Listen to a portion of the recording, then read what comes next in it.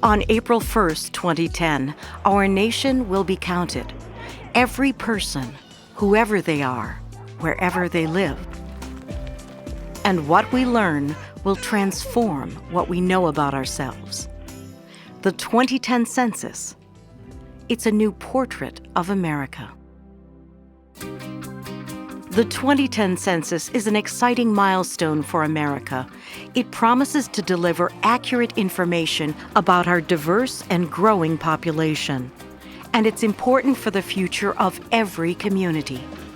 It's imperative that we have reliable data to know how to address the needs of the Hispanic community and to better determine the kinds of program development we may need to help advance the Hispanic community. Census data will be used to allocate over $300 billion in federal funds every year. Communities use the data to plan for their future, like disaster and emergency services, healthcare services, schools, transportation, libraries, senior centers, and more. Monies are allotted by the federal government according to the population, according to the numbers. And so it's so important that we get our fair share of the monies for programs coming from the federal government, so everyone needs to be counted. The 2010 census builds on the success of previous censuses and is the best planned and most well-researched census ever. And innovations, like a new short census form, will help to make it even more successful. The 2010 census, it's easy to complete. Data are always confidential and safeguarded. It's important. Community-based organizations, churches, schools, every single institution and every community needs to be part of the process to make sure that the constituents that they serve are counted. Everybody has to come together because this is the fundamental to our democracy. Unless we have a complete census, we won't have full representation and we won't have the information we need to move this country forward. The 2010 census, it's easy, it's important, it's safe.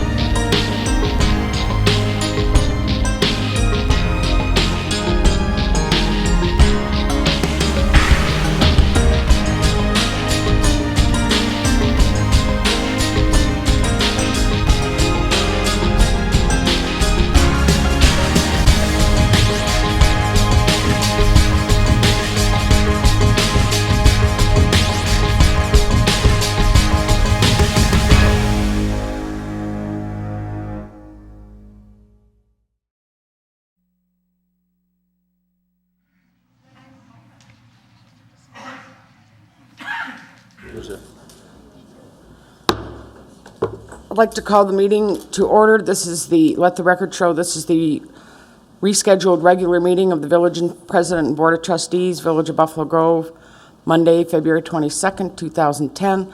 All rise and pledge allegiance to the flag.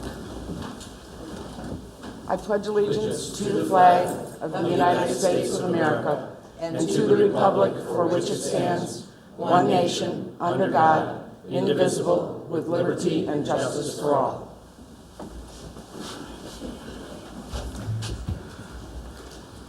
Take roll call. President Hartstein, Trustee Brayman. Here. Trustee Glover. Here. Trustee Berman. Here. Trustee Trilling. Here.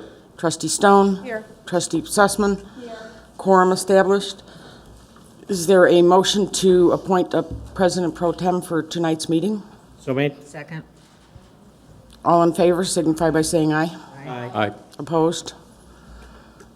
I'm assuming that you meant him. Yes. Oh, I forgot. I'm sorry. Sorry. Thank you, Jan. Unfortunately, President Hartstein will not be able to make it today. He did have some comments about some of the issues we'll be facing tonight, and when we get to those issues, I'll read the email I received from him. The first item on the agenda is approval of the minutes of February 1st, 2010. Is there a motion? So made. Is there a second? There being a motion, a second, please call the roll. Brayman. Aye. Robert. Aye. Berman. Aye. Trilling. Aye. Stone. No. Sussman. Aye. Motion carried. Motion passes 5-1. Next is the presentation and reading of warrant 1139. Mr. Tenorelli. Corporate fund, $564,627.58. Parking lot fund, $6,034.22. Capital projects facilities, $21,623.38. Capital project streets, $19,330.22. Police pension fund, $23,497.56. Fire pension fund, $1,460. Water fund, $374,055.53. Buffalo Grove Golf Fund, $44,202.73. Arboretum Golf Fund, $29,262.72. Payroll period ending 1/31/10, $1,056,128.48.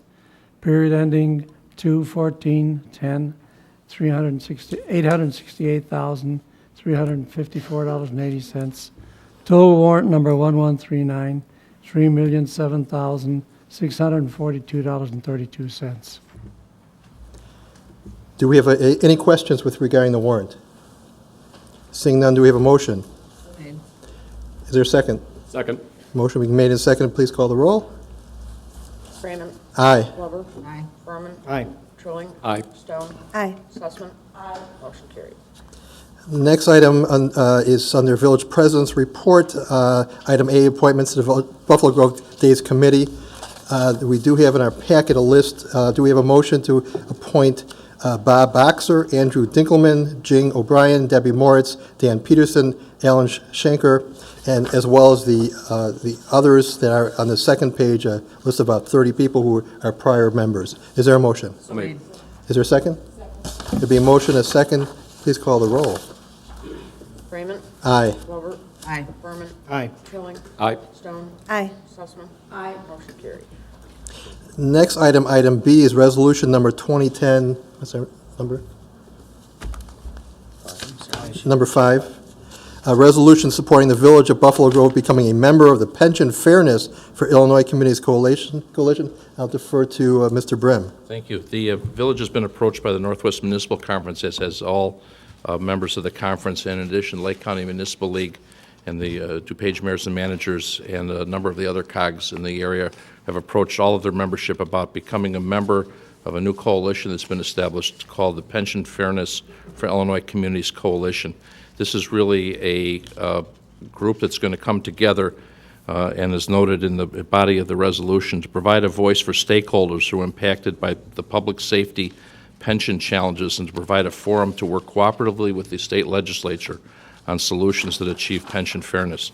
This is, again, an issue that's really in a crisis situation statewide in terms of dealing with pensions, and the Northwest Municipal Conference has approached, again, each of the individual members about adopting a resolution supporting the initiative, and also asking for a $1,000 contribution that which from all municipal members that will use to fund their efforts throughout the year, which will include lobbying, meeting with legislators to discuss the issues, working with public safety unions to address some of the issues with pension and to meet the challenges head on. And we need a motion for this, a resolution. Is there a motion to pass resolution number 2010-5? Made. Is there a second? Any discussion on the motion? Please call the roll. Freeman. Aye. Glover. Aye. Berman. Aye. Trilling. Aye. Stone. Aye. Sussman. Aye. Motion carried. Thank you, Bill. In that regard, there was a Northwest Municipal Conference legislative brunch over the weekend. There was some discussion, a speech by Mayor Canning from Wilmette particularly about pensions that was very well taken, and I believe most of the legislators endorsed his comments, so hopefully we'll have some modification of those issues in the upcoming session. Next is proclamation regarding Scholastic Journalism Week, February 22nd through 26th.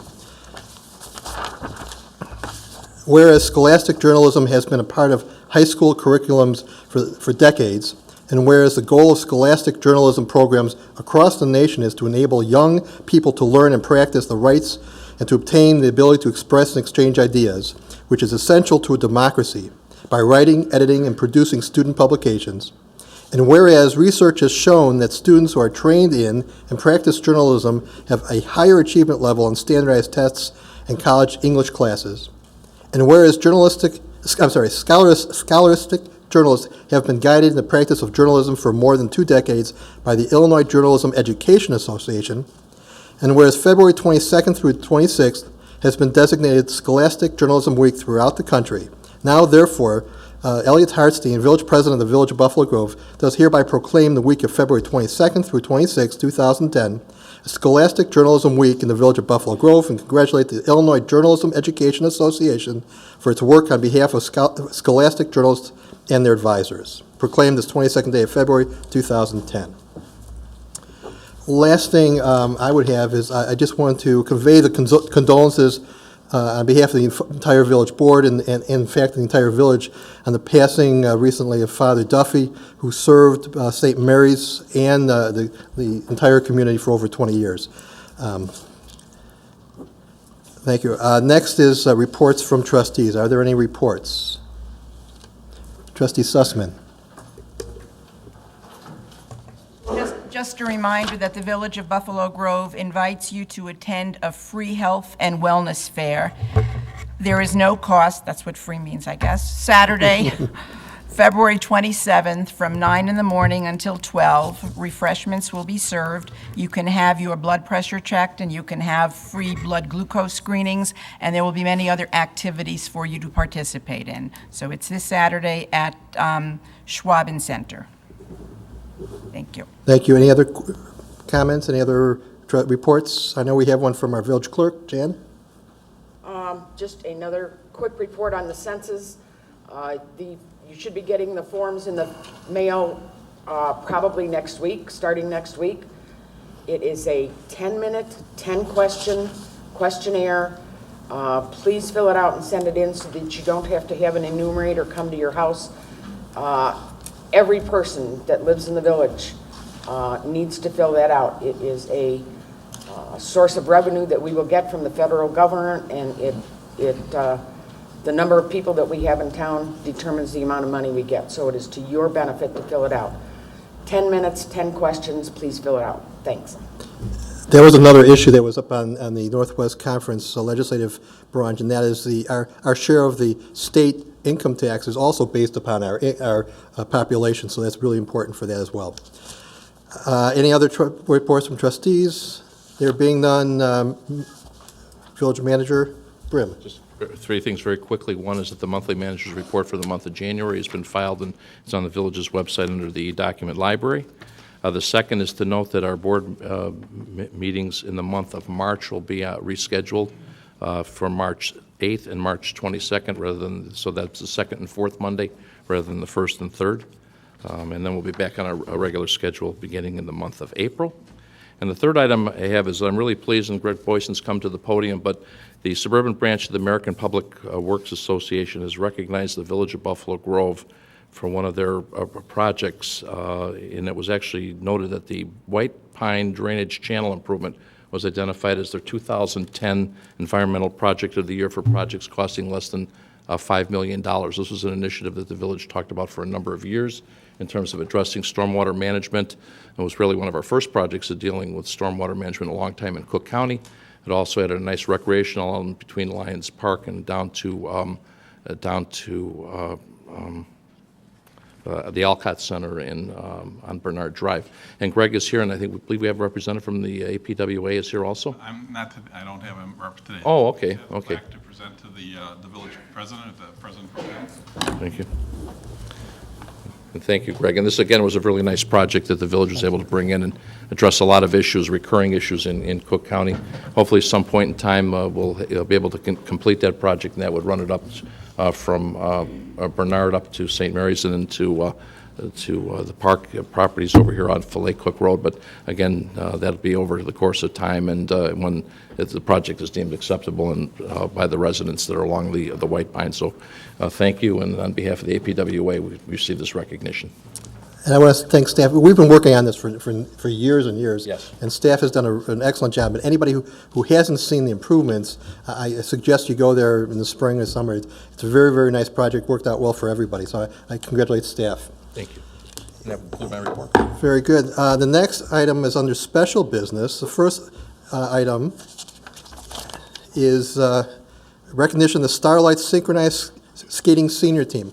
I want to tell you first that usually President Hartstein loves these type of things to say good things about our youth, and I agree with him, and I will join him. The Starlight Synchronized Skating Team, practicing out of Twin Rinks in Buffalo Grove, competed last month in the Cup of France as part of the Team USA. They are one of the top synchronized skating teams in the country. All three teams have qualified for the U.S. National Synchronized Skating Championships. The juvenile team is the Midwest Pewter medalist following a fourth-place finish at sectionals.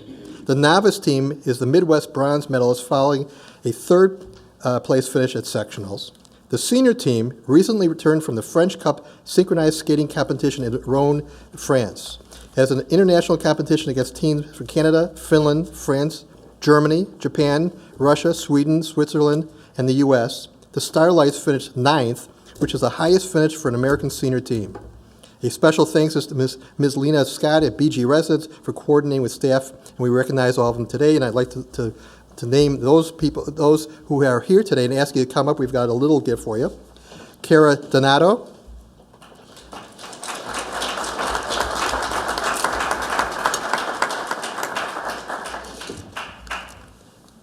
A little buffalo, thank you. Jen Barb.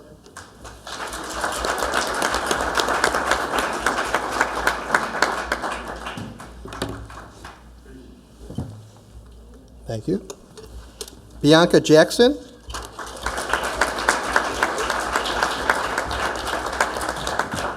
Thank you. Allison Markowitz. Thank you. Gianna Meir.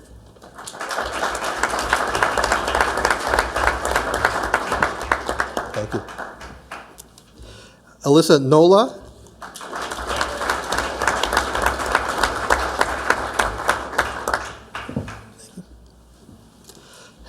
Alexis Tiller.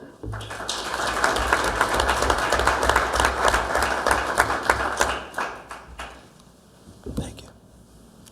Jenny Vasco.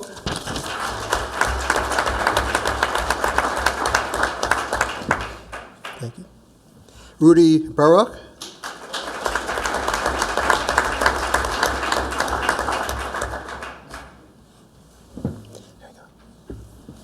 Lauren Scott.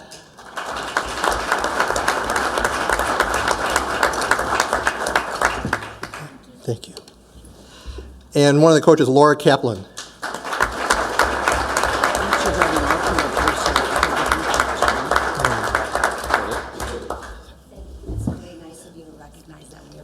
Thank you.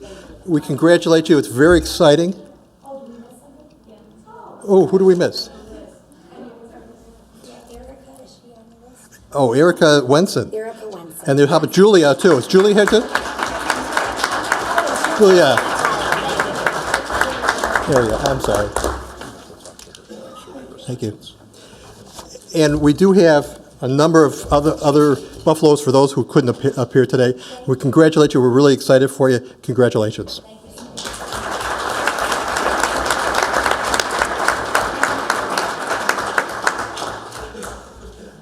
Next, we have special business. It's a public hearing, special use for a recreational facility in the Industrial District, multi-sport athletics, 355 Hastings Drives. Is the developer here? If you are, if you could approach.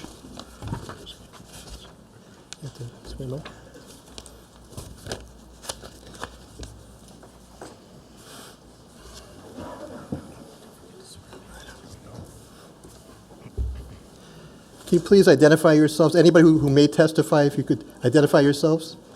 My name is Jim Rebecca. Peter Miramonte. Are you the only two that will be testifying on your behalf? Okay, if you could please raise your right hand. Please swear that you'll tell the truth, the whole truth, and nothing but the truth. Very good. Hereby, this was a notice of a public hearing was given in the Daily Herald. It was published on February 6, 2010.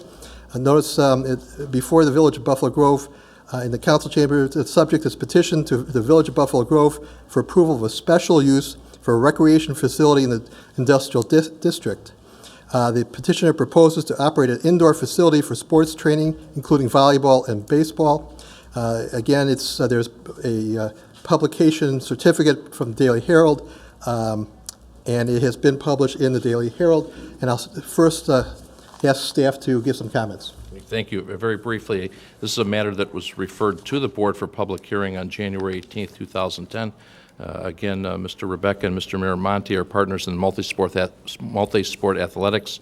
They have submitted a petition for concept and preliminary plan review. They will operate a turnkey operation at the former Sports Academy Northwest, located at 355 Hastings Drive. And again, under our zoning ordinance, a special use is required for a recreational facility that would operate in the industrial district. They propose, again, it's a turnkey operation from Sports Academy Northwest. And again, the overview simply is that it's a recreational facility that will operate volleyball and baseball training at 355 Hastings Drive.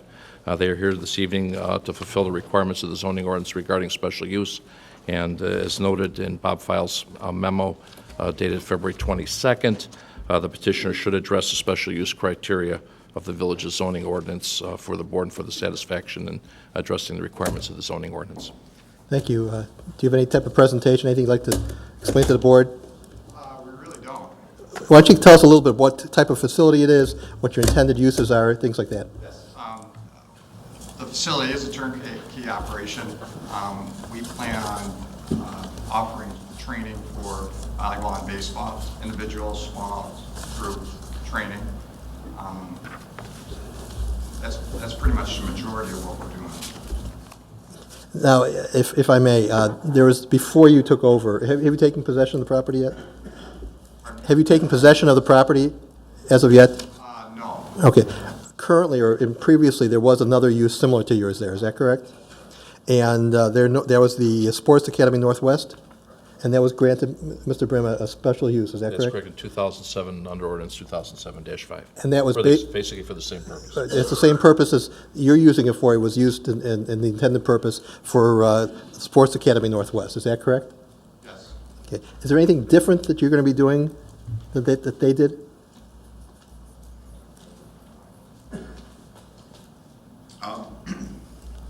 Rolling Thunder Volleyball Club will be using that facility to train kids from 6th grade through seniors in high school. Currently, I have about 400 kids that are involved in the program. So we'll basically be doing the same thing as TSA did, but on a little bit larger scale. Very good. Are there any questions from anybody on the board? Trustee Trilling. Will there be any competitions occurring? No, there's no plans for competition. Okay, so there won't be any. Training. Just training. Okay, thank you. Trustee Berman. Thank you. For staff, have there been any complaints, problems, issues, et cetera, since the original approval of the special use? I'm not aware of any, and I think that the prior operator operated over there without incident. Thank you. Trustee Sussman. I believe you said that was mostly what you would be doing. Is there something else you will be doing that we don't know about? No, not at all. One of my passions is basketball. Longer-term plan would be maybe to bring in some basketball too, and that would be, again, individual private smokers for instruction on the basketball side. Any other questions from the board? Are there any comments or questions from any other governmental entities? Any comments, questions from the public, generally? Very good. If there are none, I will continue the public hearing until later on in the agenda, where we'll be discussing the actual ordinance. Thank you very much. Thank you. Next item is a public hearing which has been continued from time to time regarding amended special use for Eastgate Family Entertainment Center, 350 McHenry Road, and public hearing continued for consideration of amendments to the village zoning ordinance concerning uses allowed in a family entertainment center. Our Deputy Village Manager, yes. Thank you very much.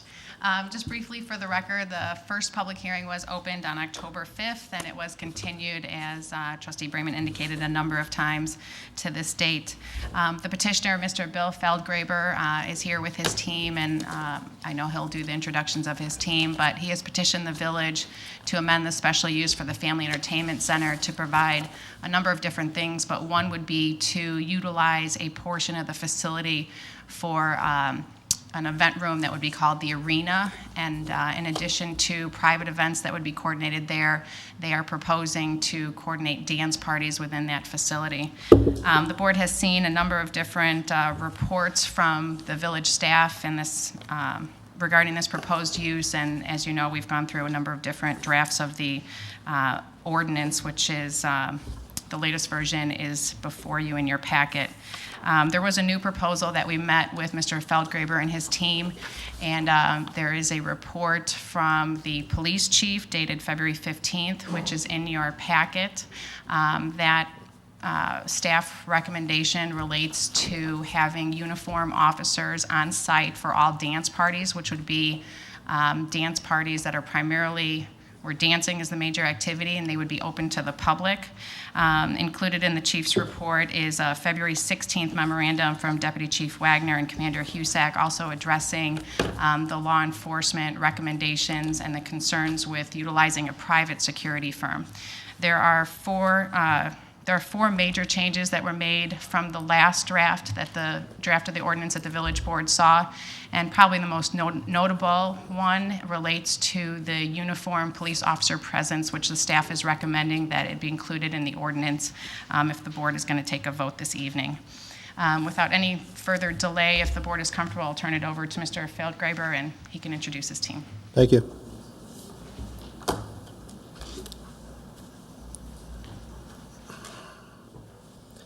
Bill, I'll remind you that you're still under oath. I assume that those who testified previously are also under oath. If there's anybody else who may testify, we'd like to put them under oath. Yes, in fact, that's what I was going to request. If you could just stand up at your seat. And Please state your name. Can you please raise your right hand? You promise to swear to tell the truth, the whole truth, nothing but the truth. Thank you. Thank you. He will be the only new person testifying. If he has a card, if you can get the card for our clerk, I'd appreciate it. Okay, if you can at least spell it, okay. Again, thanks for having us back again. To simplify this evening and this night, I think we've exhausted pretty much every letter of the alphabet except one, and I believe it's regarding security. I think maybe letter M, but it could have changed letters. But our challenge tonight is to solve our security dilemma. At the last meeting, it was clear that police presence needed to be there, and it was important for police presence, and that's when I requested a continuance. I went back to staff. I spent a good part of 2-3 days on the phone calling local law enforcement, other municipalities, state police, Lake County Sheriff's Department, basically getting quotes from everybody and educating myself as best as possible in the world of law enforcement and communication and what they should be wearing and all the issues that we spoke about. And we found a company that was called IPI, of which you received in your packet probably the beginning of the week, possibly,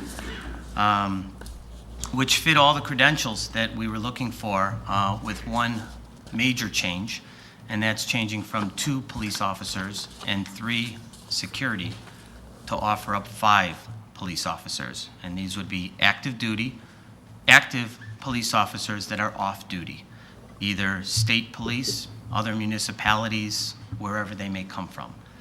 And initially, I was going to try to manage that force by myself. And after a couple days in talking, I decided to bring IPI to the table. This is what they did, and they were professionals in the industry.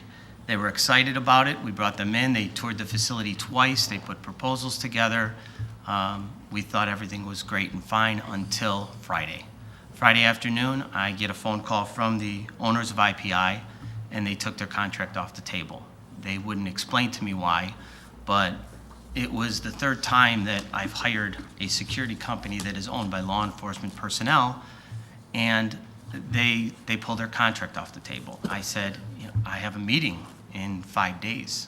What would you suggest? They said, we work with a lot of other companies that use the same police officers that we use. And they gave me a list of a couple different companies.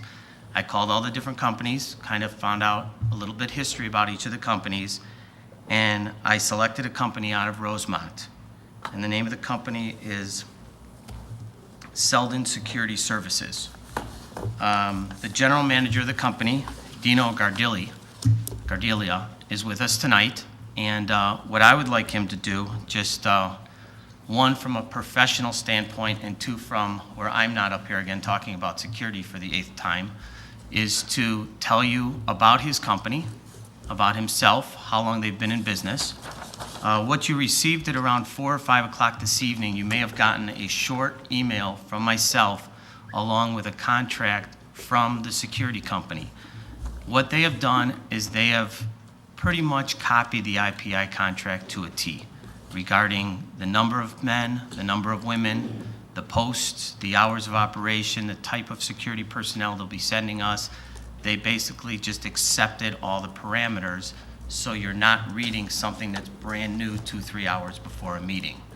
But what I would like Dino to come up here and do is give a very brief history of his company, what they have done, what other security details they've had. He'll also discuss about the men that he'll be using, and he's also going to discuss any issues related to the concerns that the chief, deputy chief, or commander had regarding our past meeting with IPI. And I'd like to give the floor to Dino so he could introduce himself and tell you about it, if that's okay. Good evening, ladies and gentlemen. My name is Dino Gradelli, and I'm a general manager with Selden Security Services. We provide armed security officers, obviously, investigators, and off-duty police officers. For the last 14 years, I've been in this industry, and we have various well-respected clients, including armored transportation companies that we currently train. We have the largest security training, one of the largest security training centers in Chicago. We do train very well-respected firms such as Loomis Fargo, transportation companies. We have various clients that are very, very well-respected. Now, going back to what we're here tonight, and going back to Escape nightclub and what we're going to be doing over there is we're proposing 5 off-duty police officers that are currently active. They have full police powers, and they're pretty much quicker response when it comes to immediate threats or immediate breaches of security. Talking about uniform presence, from my understanding, it was recommended by the village to have two active police officers in uniform in front of the location. I do understand that that's a great thing, but we are talking about a club where people come, dance, have fun. We're not talking about a hospital. We're not talking about an educational facility where you need a presence of police right in front of it. The ultimate goal is to bring people to the club, not to actually scare them off. That's our ultimate goal. Same thing as when we go to places such as a soldier field or any other places. When we go to basketball games, baseball games, we don't have necessarily a uniformed police officer all around us. We have plenty of security officers just basically being in the security shirts. Granted, these are not just the regular security officers. These guys are sworn. They've gone through the full training. They have the same training, if not more than what Buffalo Grove has. They know what they've been doing, and they come from various municipalities, various backgrounds, from Chicago Police to the Illinois State Police. As far as the arrest powers, I want to initiate something about arrest powers. Yes, granted, arrest powers are not there. However, our guys, if somebody breaches security, if somebody commits a crime, our guys have the authority to detain a person until a local police department arrives, which means we do all the work. The local police department basically does most of the administrative work. They process the personnel and they take them into the custody. As far as the communications, our guys will all carry radios. They will be directly contacting with the manager on site. Should there be any crime being committed on the property, they'll be there immediately to respond to those crimes, rather than calling 911 and then waiting for our police department to actually show up. What do we do in the meantime while the police department is showing up? Now we have to go out there in a parking lot, look for police if they're there, or actually call them ourselves. It's a quicker response. On top of that, we're talking about 5 police officers compared to 2 police officers. That's the bottom line. Should there need to be a crowd control? Should there need to be there is a diffusal of fights or anything like that? We got to look at it from perspective. We're talking about 2 officers compared to 5 police officers. Once again, these guys are not regular security officers. They're police officers that went through the same training, if not more than what the state requirement is for the training.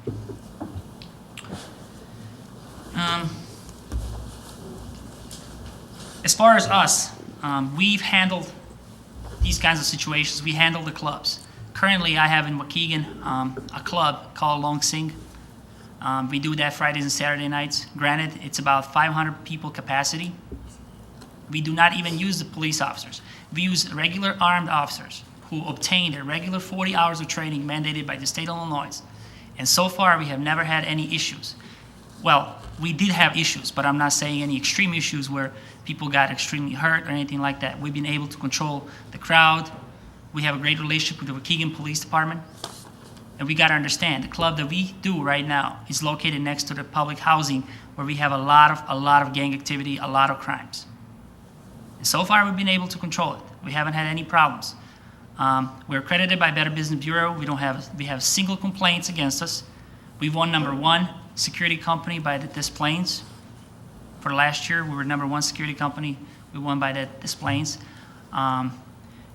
And once again, going back to, we're talking about 5 police officers with the same amount of training compared to their 2 police officers. I mean, I don't know what's better, but to my knowledge, having 5 police officers that have the same amount of training, an adequate amount of training, or even more training than what these guys have, is worth for me. That is about it, what I have to say, ladies and gentlemen. Before we go further, any questions of this gentleman at this present time?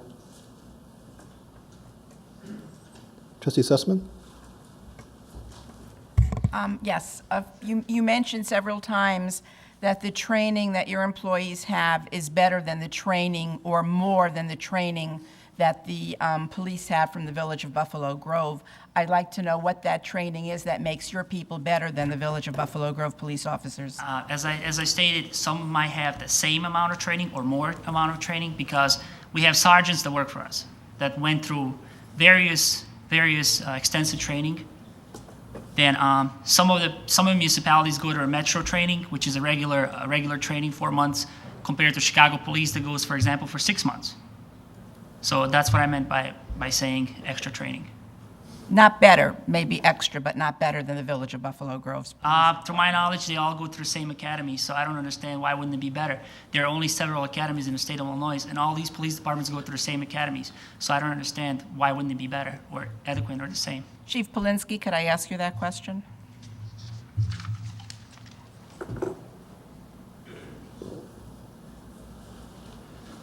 Thank you. In reference to the academy training, yes, most of it's 400 hours or 480 hours. However, the difference is that the Buffalo Police Department, similar to a lot of law enforcement agencies, have an extensive comprehensive training plan beyond the 400-hour requirement. And then part of that extensive training deals with gang identification, gang apprehension, crowd control, alcohol identification, specifically to those issues. These are trainings that are updated training. As an example would be in the last 3 months, 90% of my officers just went through a Lake County MEG identification drug training that was specifically to the issues that are at hand, specifically to heroin abuse, Oxycontin identification, and things that are updated.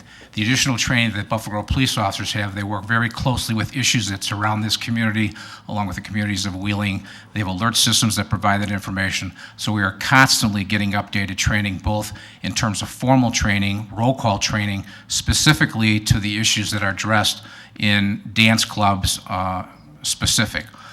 In reference to the representation about the better training, I'm not here to argue because I'm very confident that based upon the Illinois training standards and based upon the high standards that is from the Buffalo Grove values in terms of professionalism, I think we're second to none, quite frankly. In terms of arrest powers, as everybody knows here, the arrest powers are specifically for peace officers by state statute. Buffalo Grove police officers in a uniformed presence are Buffalo Grove police officers, and they are peace officers with full arrest powers.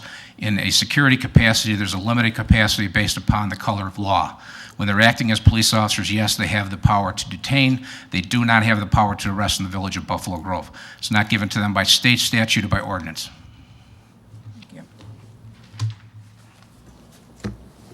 Any other questions, Trustee Sussman? Trustee Stone? Yes, I've got a couple questions for you. My first question is, first let me ask you, you said that the location that you monitor or that you guard in Waukegan is across the street or near public housing. Correct. So can I ask you, in the years that you've been guarding that area, have you had narcotic arrests at that location? That we had? Yes. Mm-hmm. Okay. And my second question is, well, let me ask you, is it frequent? Is it frequent? Mm-hmm. Well, compared to the fact that it's in Waukegan next to the project, yes, Okay. it is frequent. Okay. And we're talking about things in the narcotic area, such as heroin, ecstasy, things of that nature, correct? Yes. Okay. Okay, the second question I have is, in the 14 years that you've owned this business, the security guards that you employ, have any of them ever been arrested for any type of narcotic involvement? No, they have not. Okay, so Our guys, including the police officer, our guys go through a thorough, regular, there is a difference. There is obviously, we have off-duty police officers, and we have regular security guards. Security guards go through a totally different training that we implement in-house. They go through a drug testing, they go through a thorough background checks, local, state, and federal. So we haven't had any of those issues. We've been lucky, I guess. No, and I understand you hire them only with a clean record. But what I'm saying is, in that 14 years, have all of your employees stayed out of trouble and that they have not been on probation for any To my knowledge, drug? most of my employees, they haven't gotten into any trouble. Well, I'm asking There's all of something your I don't know employees. about. But usually we are notified by the IDFPR, which is Illinois Department of Financial Professional Regulations. Every time my employees should get arrested or anything like that, there's a stop to their credentials because they have to be state certified. And we are notified by the IDFPR saying that this individual has been arrested. and they're going to be putting his credentials or her credentials to suspension until the further investigation.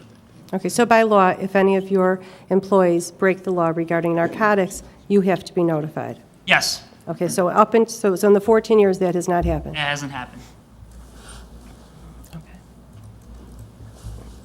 Thank you. Mr. Feldgraber, any other witnesses you're intending to bring? No, I think I'm good. The only thing that he did miss out on some of his statistics is on his role roster or his staff roster right now, he has about 150 people that he actually uses throughout his details throughout the city and suburbs. So he does have a vast variety of professional staff, of which about half of them, according to our earlier meeting, are law enforcement professionals. So we have a decent pool of individuals that are available 24/7, 365 for our needs. Any questions of Mr. Feldgraber by the board? I have a couple of questions, Bill. When we were last here, we took a straw poll, and the majority of the board suggested or required you to have not only the 5 of your own security bouncers, I think you were calling them, but also 2 uniformed police officers off duty from the village. Can you tell me how this proposal satisfies that requirement or that request? I believe by replacing 2, we agreed with 5 security personnel, 2 of which were officers and 3. No, it was 5 plus the 2. Your testimony throughout the 9 times you've been here was you needed 5 people yourself for your security. That's correct. And then the police department said that they're requesting 2 additional uniform, for exterior and interior. So that would be 7. So it was always, according to my belief, my understanding, it was your 5 plus the police department 2. Okay, so now you're suggesting 5 altogether, back down from the 7. But the request was that we wanted to have uniformed Buffalo Grove police officers. This one, nor does the IPI suggestion satisfy that request. So I'm trying to find out what in this proposal satisfies the vote that we took last time. That proposal dictates what I've been trying to get through for the last 7 or 8 public hearings, is having 2 uniformed police officers is not a solution for escape.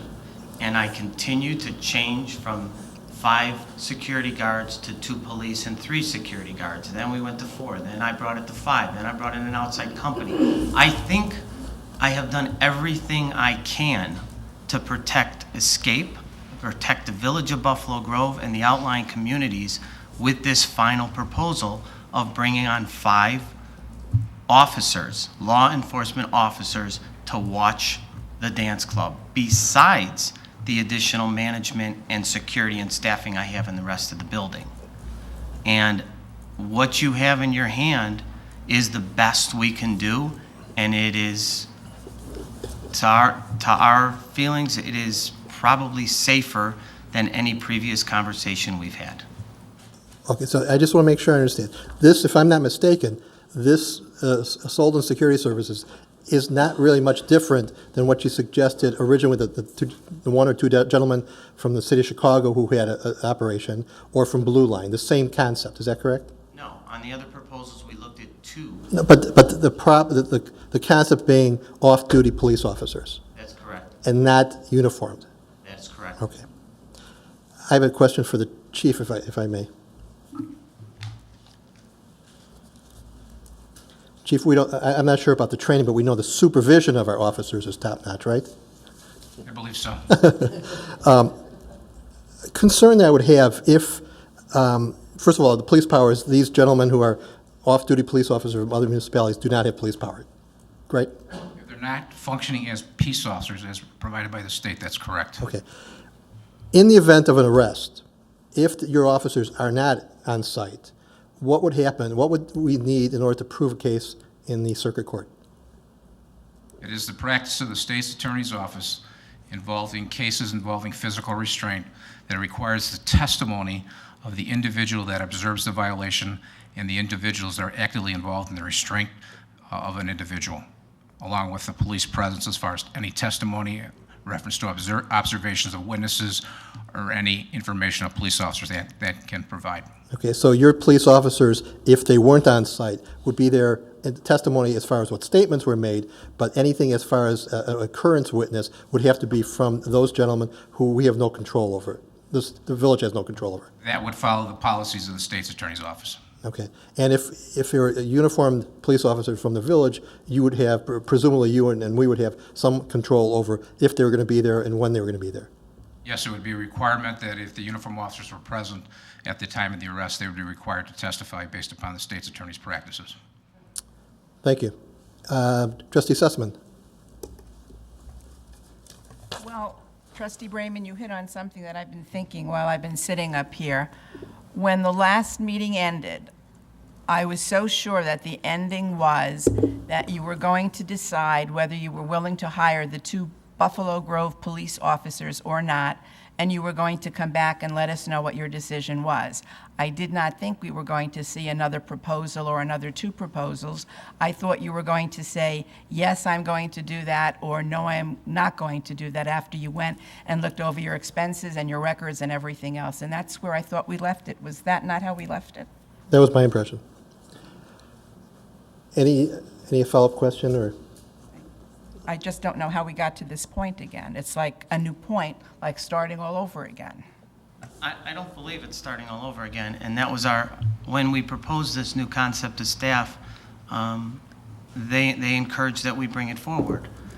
You have to understand, from the last meeting, we've contacted these security companies and they continue to submit contracts of enthusiasm, and then 2-3 days later, they pulled their contract out. So, I mean, I'm confused too at times. I'm trying to get this use in so we could continue doing business, continue to be a business in Buffalo Grove, all right? Because it's not that easy. As some of you may think it's easy to do business it's not. And I've said in previous testimony, since I moved into town center 7.5 years ago, we've had 35 businesses move in and out just of town center. I mean, that's a problem. And we're trying to get through this problem and solve this problem, and getting help from the village at times, or possibly coming up with a new concept from the village instead of looking at how bad business is and adding new taxes and adding taxes on gas bills and changing things around. Why don't we promote Buy Buffalo Grove like the other communities?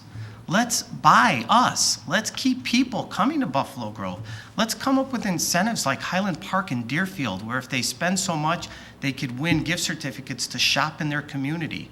One of the parents called me up and said, why isn't there a bus from the commuter station to town center to Dominic's, a free bus that goes around so people could park where you shop instead of parking at the train station where there's no businesses by the train station, or at least the Buffalo Grove train station, not the Prairie View one. So we're spending all this time and effort, and at the second meeting I came up here and said, this is what I want to do, and we all convinced me to continue on and to try to come to a solution. And this is my attempt at a solution, is to bring 5 police officers to watch this dance club for 6 months to make sure it's a safe place to be and make sure it's a fun place to be. But we need to look at the community and look at the businesses and figure out ways to bring more business into this area, or the people just stay in this area. And it's not happening. You could see it with Town Center. You could see it with a lot of the businesses in the area. So yes, this is my best proposal financially. This is my best proposal for health, welfare, and safety. Trustee Sussman. I just want to make one comment about businesses leaving the town center or many other places. I want you to know that most of this has nothing to do with the village of Buffalo Grove. It has to do with the economy. In case you're a businessman, I'm a businesswoman. I can tell you the economy is not real good. The stimulus package did nothing for small business people like us. It did nothing to help us. And I think a lot of companies have left the village, not because they wanted to. It was not their choice. They ran out of money. They went bankrupt. And it has nothing to do with anything that you could blame on the village of Buffalo Grove. Some of your other points that you made sound very interesting. I think we should think of some of those things. I think it would be nice if you brought them up to us, because I like some of those ideas. Nothing to do with Eastgate, but I mean, some of those ideas were very good ideas. People told you about them. I wish they would tell us about them and let us think about them and talk about them. So I do like some of those ideas. But again, where blame goes, I mean, the blame is on the economy. It's all over the country. It's not just in Buffalo Grove. And I would hate people to think people are leaving Buffalo Grove just because they don't want to be in business anymore in Buffalo Grove, because that's not true. Trustee Stone.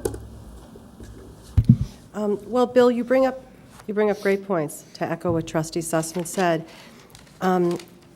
regarding bringing business to Buffalo Grove and Town Center. You certainly hit on a very big issue, which I feel needs to be addressed hopefully soon. And I don't think it's because of the economy. Town Center has been a problem for as long as I've lived here. So hopefully we can come up with some interesting ideas, and you're a guy that has interesting ideas, so it would be a good idea if you could come forward with some solutions. But as you said, you want a business that's going to bring people to Buffalo Grove. And in most cases, that's a really good thing. What this dance club, the controversy that this dance club brings is that people that attend these teen and young adult dance clubs in this generation right now, there seems to be a very high level of gang attendance, narcotic usage, and that's not your fault. I mean, certainly it's got nothing to do with your vision and what you want for your dance club. But I'm not so sure that your dance club is going to be any different than all of the others in it being an attraction for that kind of activity. I still think that dance is something that we should be able to have in this world and for these generations, and that it shouldn't be something that's just history and that all of us that are older have a memory of. But I do think that there's a public security issue that you have to recognize. And if you just take yourself out of the business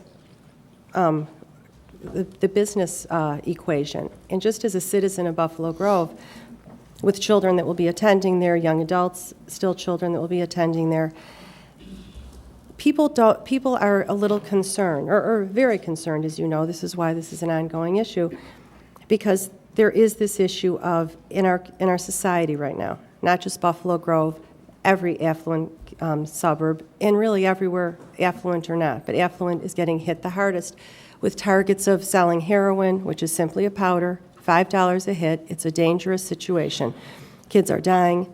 There's ecstasy, there's Xanax. This is becoming what they're calling the, instead of it typically being the pot and the alcohol that was once the connection to higher drugs, people are actually doing these other drugs for the first time. And it's, we've got to do everything that we can to make sure that that doesn't happen in this community. So what I'm suggesting is that some of the people up here don't think bringing a dance arena is even a good idea. I do think dance arenas are good, and I do think that you could break the mold and be the one that doesn't have seedy people hanging out there, because that is what's going on at some of these dance clubs, I'm sure you know. And I think you can be the one that's different, but part of being the one that's different is having the right enforcement.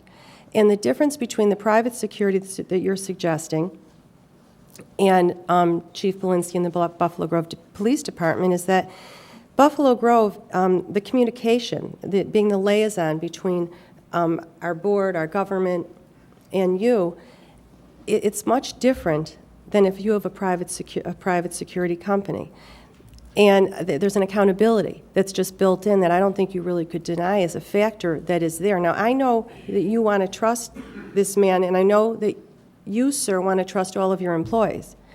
But the reality is that a Buffalo Grove officer, if he blows it and he doesn't report a narcotic deal, that's a huge embarrassment for Buffalo Grove, for our government, for our community, and I don't think they would take that chance. Private security, as Larry Lindenman, who's the head of Metropolitan Enforcement, Lake County. He's the head guy when it comes to narcotics. He stood here and he told us, and that's what altered my opinion, as I told you last time. He said that private security tends to be allegiant to the employer. Now, just to be clear, that doesn't mean that you would tell your security, let's not report any drug usage. It's the issue that the private security would not even report it to you, Bill, because they want that job. That's money in their pocket. It's, that's their weekend gig. So if they know that Buffalo Grove is really watching carefully on this drug issue, if there's some sort of drug deal, they likely are not going to tell you, Bill, and that puts you in jeopardy too. So I just have to say that, as far as having security, I think the best bet, I think the only bet, that the only safe way is to be safe rather than sorry. The last thing we need is to find out the hard way that we should have done the Buffalo Grove Police Force. I just think the accountability is huge, and I think that there's a drastic difference between what private security can offer us in our Buffalo Grove Police Department. And Larry Lindeman, just to make a point so that everyone understands, because, I understand your plight. I do understand it, but remember that Larry Lindeman stood here and he told the public and he told our board facts that do not make government comfortable. Nobody wants to talk about that there's narcotics in our perfect community, but there are, and he told us so. So this is a man that gained great credibility to stand in front of our government and tell the truth on an issue that's really important that the rest of the world would like to brush under the carpet, but he didn't. But he also said that night, he said, private security will be allegiant to the employment. And that is a very grave concern. We're not talking about drugs that are mild. We're talking about deadly drugs. Heroin, one night, they die. Can we just, I want to say something, and I know Dina wanted that one point so we can address it. When we sat in the village meeting and then the deputy chief and commander came out and interviewed IPI and interviewed a private security company, that question came up, and it wasn't in their memo. And the question was asked to them, what happens in this situation? And he responded pretty strongly. These are sworn officers. Their career is on the line. And it isn't worth it for them to hide any type of illegal use. It could be drugs, it could be anything. They're not putting their full-time job and their benefits and their life on the line just to make Bill happy because somebody was trying to deal drugs inside the club. They're not going to do it. And these officers said it right to the faces of the Buffalo Grove commander and deputy chief. Well, that's me sitting in a meeting. Dino may have a different response. He's been living this for 12 years. He knows the difference between private security and private security that are sworn officers. They're two different groups of people. We're offering this private security that are sworn officers. We're not asking for the perk train guys. They do their 40 hours, they get their perk card, they can carry a gun after so many hours. No, we're looking for the officers. These officers could be from Wheeling, Vernon Hills, they could be from anywhere. Wherever his team is getting them from, they're going to show up. But he may have some professional comments. Let me back off a second. Can I just respond to your comment before you comment? I understand that they're sworn officers. And in a perfect world, people that swear in are good, their bond is their word, or their word is their bond, It's not always the case. And what the extra insurance that the Buffalo Grove police officers offer is that they're accountable to Chief Belinsky. Your security is accountable to this gentleman right here. I forgot your name. Dino. Okay, sorry about that. They're accountable to Dino. And their other jobs, if they're still active officers, then they're accountable. They're not accountable to them because wherever they're working, this job is in Buffalo Grove and it's separate from their other employment. So they're accountable to Dino. And Dino, I'm sure you're a rough employer and that you tell them they better not lie and they better not, do anything that'll put you in jeopardy. But there is a level of security that the Buffalo Grove police have. They know Chief Belinsky. He's right in the community. Our cops are all over the community. The chance of one of our Buffalo Grove officers not reporting something, I think we could all admit, is greatly decreased, with the amount of focus that will be on them. Anywhere in the world, people are not always, their word isn't always, what you can trust. But in this situation, certainly Buffalo Grove, the police are going to be concerned and allegiant to the chief and to their government, and they have a whole lot to lose, Bill. And I understand that the other cops would have what to lose from Dino, and that it would cause them trouble. But this type of communication and accountability, it's just different. And what's at stake is the issue. If we were talking about something different, and I can't even give you an analogy, but something that wasn't quite as serious, of an outcome. We're talking about the potential of, we're not just talking about that there's gangs like in New York, it's far away. There are gangs in communities that are connected to us. That's how close they are. Gangs with guns and heroin and serious types of issues. I don't see why it's worth it to take that chance. I just don't see that, Bill. And I want you to have this extra layer of business, and I think it would be a great thing to have dancing, but not without doing it safely. And I think this... Trustee Stone, I appreciate your point. I'd like to see if Dino can respond to it. Well, to the point of drug usage and everything else, from my understanding, these two officers will be in the parking lot. Am I right? No, they're going to be either inside or outside where necessary. Where necessary. So they could be at anywhere in the parking Correct. lot, inside, outside. Well, these guys, the 5 officers that I will have inside, they will be inside. You will have at least minimum of 3 officers. And what happens to the situations that are occurring outside in the parking lot? No, like I said, we'll have 3. Let's say we have 3 guys inside, and let's say we do have 2 guys outside. The point is, how is police going to be monitoring? How are these 2 officers going to be monitoring drug usage if there's a drug usage inside of a club? Well, as I stated, I believe... You're not going to be inside of a club the entire time. That's my question. That's my statement. Okay. Maybe it's time to have Chief discuss his opinion about this latest proposal, Chief.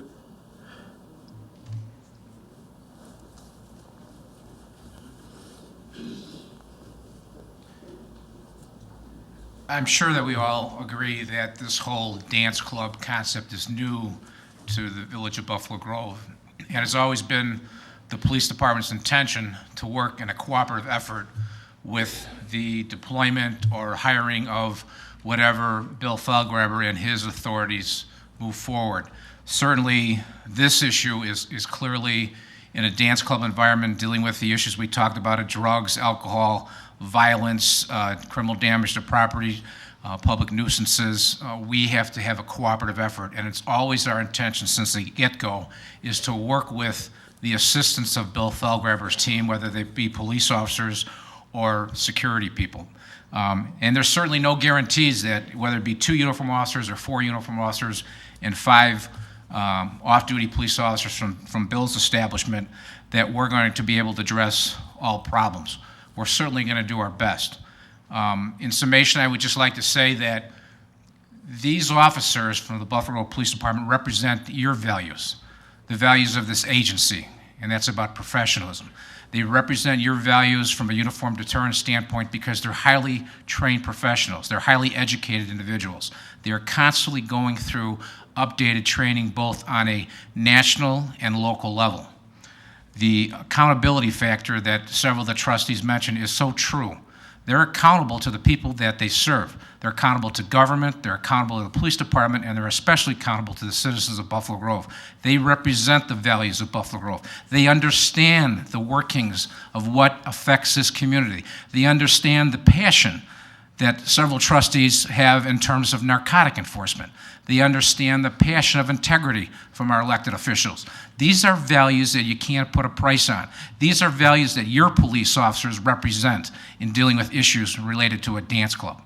As far as the communication level has been brought out, the communication level, again, there's a restriction. The communication level for Buffalo police officers, they have immediate access to communications through Northwest Central Dispatch. The officers that are working the beat that particular day have immediate access. They don't have to go through a 911 system. The 911 system is highly trained individuals. The officers are trained to reactions. They work together in training proficiencies. They work together as a team. They know each other's move. They know how to deal with officer safety issues.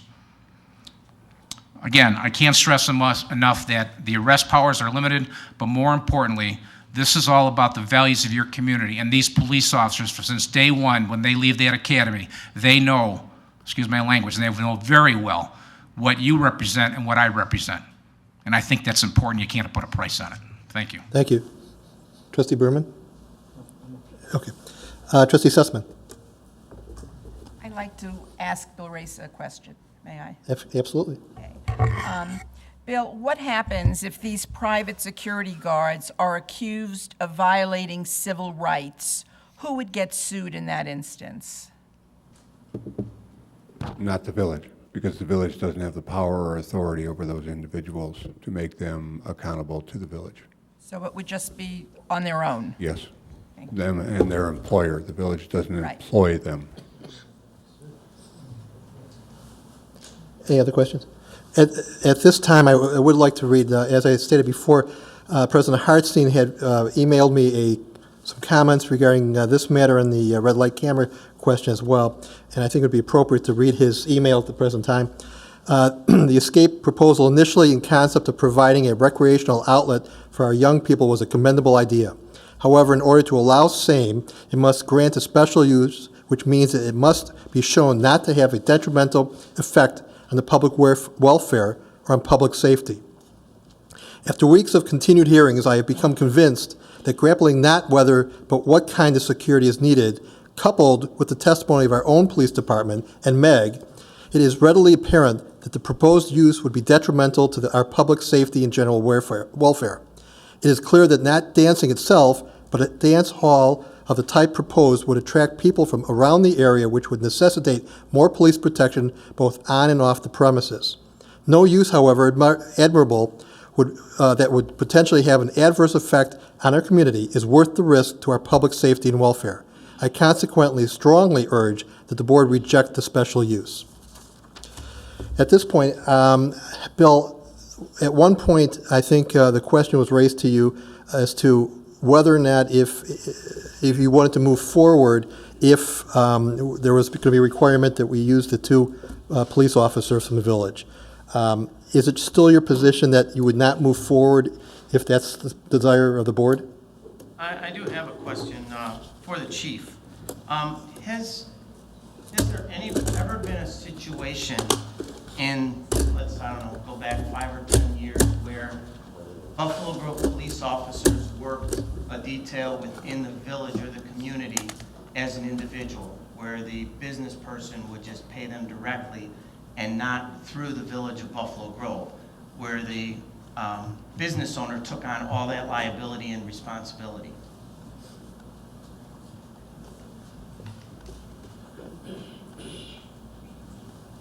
The answer, Bill, is I'm not aware of it. I was just consulting with Commander Husak. If you have a specific example, I can comment on that, but not offhand.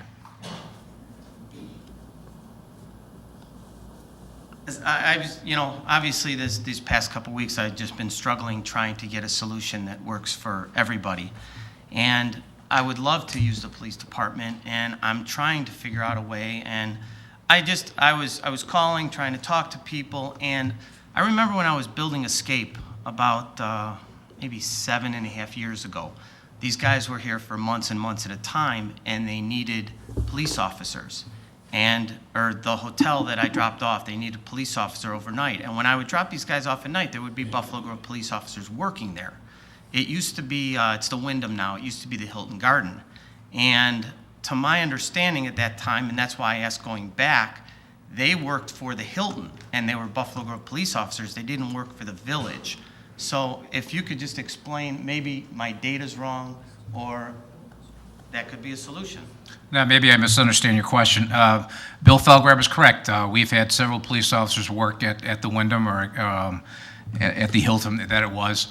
They were acting in the capacity of a hotel. They're not acting in capacity at a dance club. They're not acting in a capacity where it was prevalent that there were issues related to gang activity. They were not acting in capacity relating to potential drug and narcotics investigations. They were not acting in capacity of any studies that would suggest any violence. It was a side employment that was approved by that time the chief of police, which was Leo McCann. And specifically in his evaluation, because I was part of that evaluation, because I did work there, is the evaluation was dealing with specifically the problems that would exist at a hotel versus something new at a dance club, and I think we're looking at apples and oranges in comparison to that particular evaluation for security. Thank you, Bill. I'm like an answer to my question, and that is I'm trying to decide whether or not you want to move forward if it's the preference of the board, the majority of the board, to require to have 2 uniformed officers from the off-duty officers from Buffalo Grove. Would you still want us to move forward or not? Because if you say no, we'll take a polling, and then everybody will know. Otherwise, we'll continue this till later on in the agenda, and we can deal with it as in its total concept. Well, the reason why I brought this up, like I said, I have been struggling with it, and I sat through numerous staff meetings trying to figure out how do we afford the Buffalo Grove Police Department. And this just came up a couple days ago, and I don't know if any of you even were aware that it's a possibility that we can hire Buffalo Grove police officers. And if that's the case, sure, I'll hire the Buffalo Grove police officers. I'm fine with hiring 2 of them under the similar premise that was done in previous businesses. Well, let me ask you, because you still haven't answered my question, but Chief, were those officers, when you said you worked there, were you in uniform? And were you carrying a weapon? Under the direction of the chief of police at that time, we are not allowed to wear uniforms.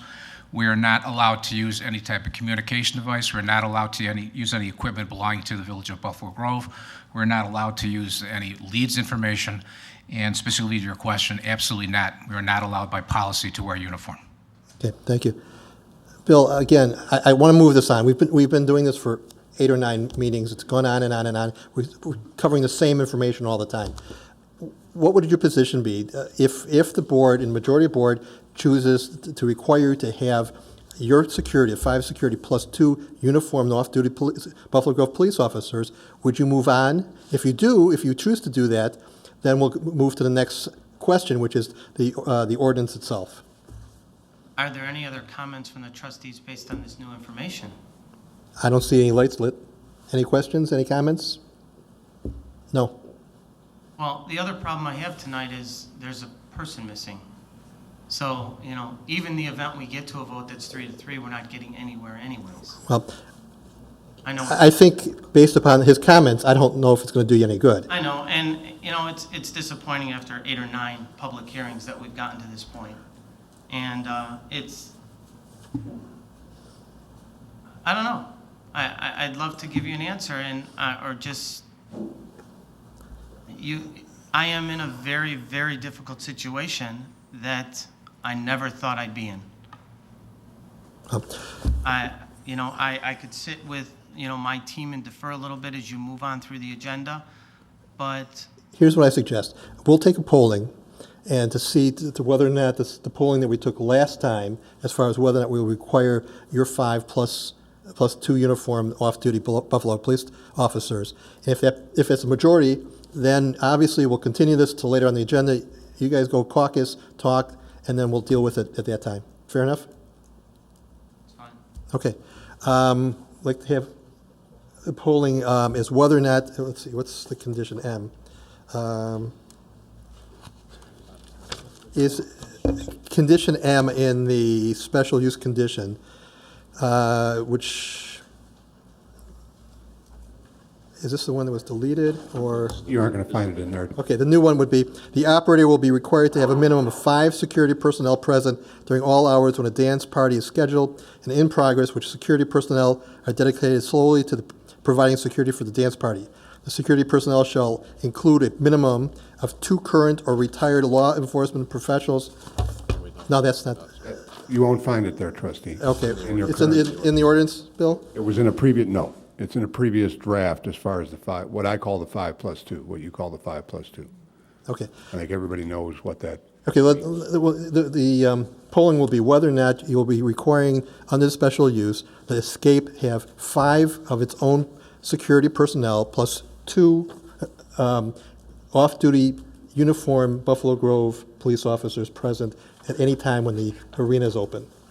Is that correct? Okay, the ordinance for tonight reads, item M, the operator will be required to hire a minimum of 2 Buffalo Grove police uniform officers for any dance party as determined by the Buffalo Grove Chief of Police. The Chief of Police reserves the right to mandate that the operator will hire additional Buffalo Grove police officers if a credible threat has been identified as determined solely by the Chief of Police or his command staff.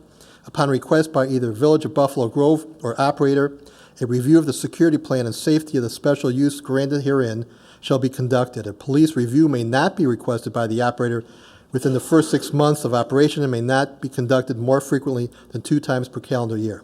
So that's the point. Do you agree to that provision or not? And Mr. Race, it looks like you have a question. The requirement, what the discussion is 5 plus 2 from the get-go. The paragraph that you read is not 5 plus 2 from the get-go, from the beginning. The the 2 police officers are only added after a credible threat. The paragraph. But it says, Bill, as determined by the Buffalo Grove Chief of Police, and additional ones may be required. Isn't that my understanding? And that plus is 5. That's correct, but I thought the way you were discussing it was from opening day would be 5 plus 2, or a total of 7. Correct, okay. Let's make it simple. Are we requiring 5 of his own security plus 2 uniformed Buffalo Grove off-duty police from day one? That's the polling. Yes means that you support that. No means you do not.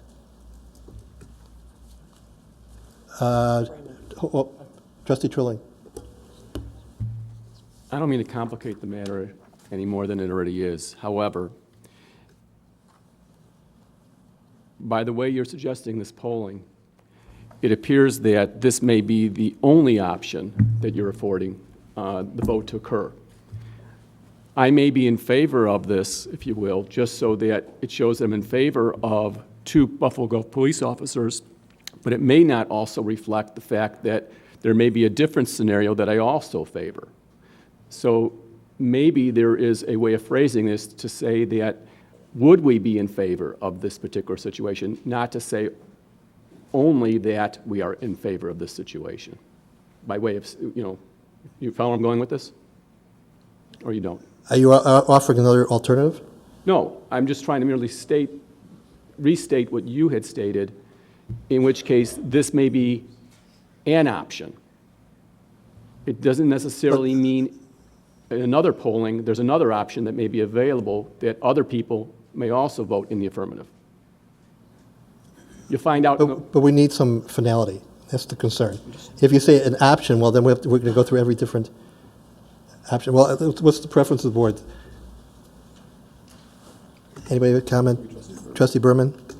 Thank you. I think that the way you avoid Trustee Trilling's concern is to approach it from the other end. In other words, the way that it's been discussed here tonight is to impose a requirement that 2 of the officers be uniformed Buffalo Grove police officers.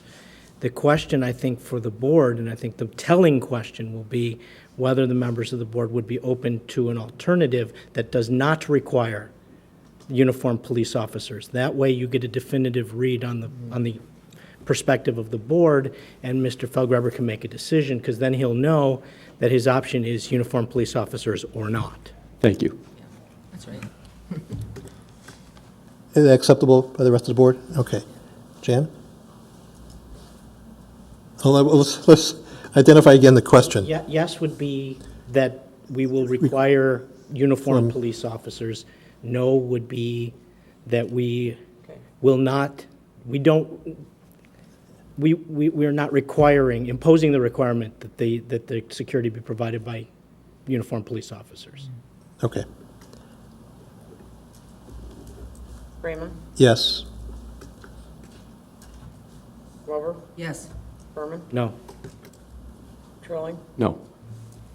Stone? Yes. Sussman? Yes. Okay, there's 4 yes, 2 no. So based upon your conversation, we'll continue the hearing until later on in the agenda, and then we'll discuss it along with the ordinance. You're welcome to go back and discuss the matter, and hopefully we'll have some kind of answer later on in the day. One more thing, Bill. I just want to make sure, since we're going to continue, but are there any other comments from any other governmental units? Any comments from any of the public? If you want to, you can step up there. Yeah.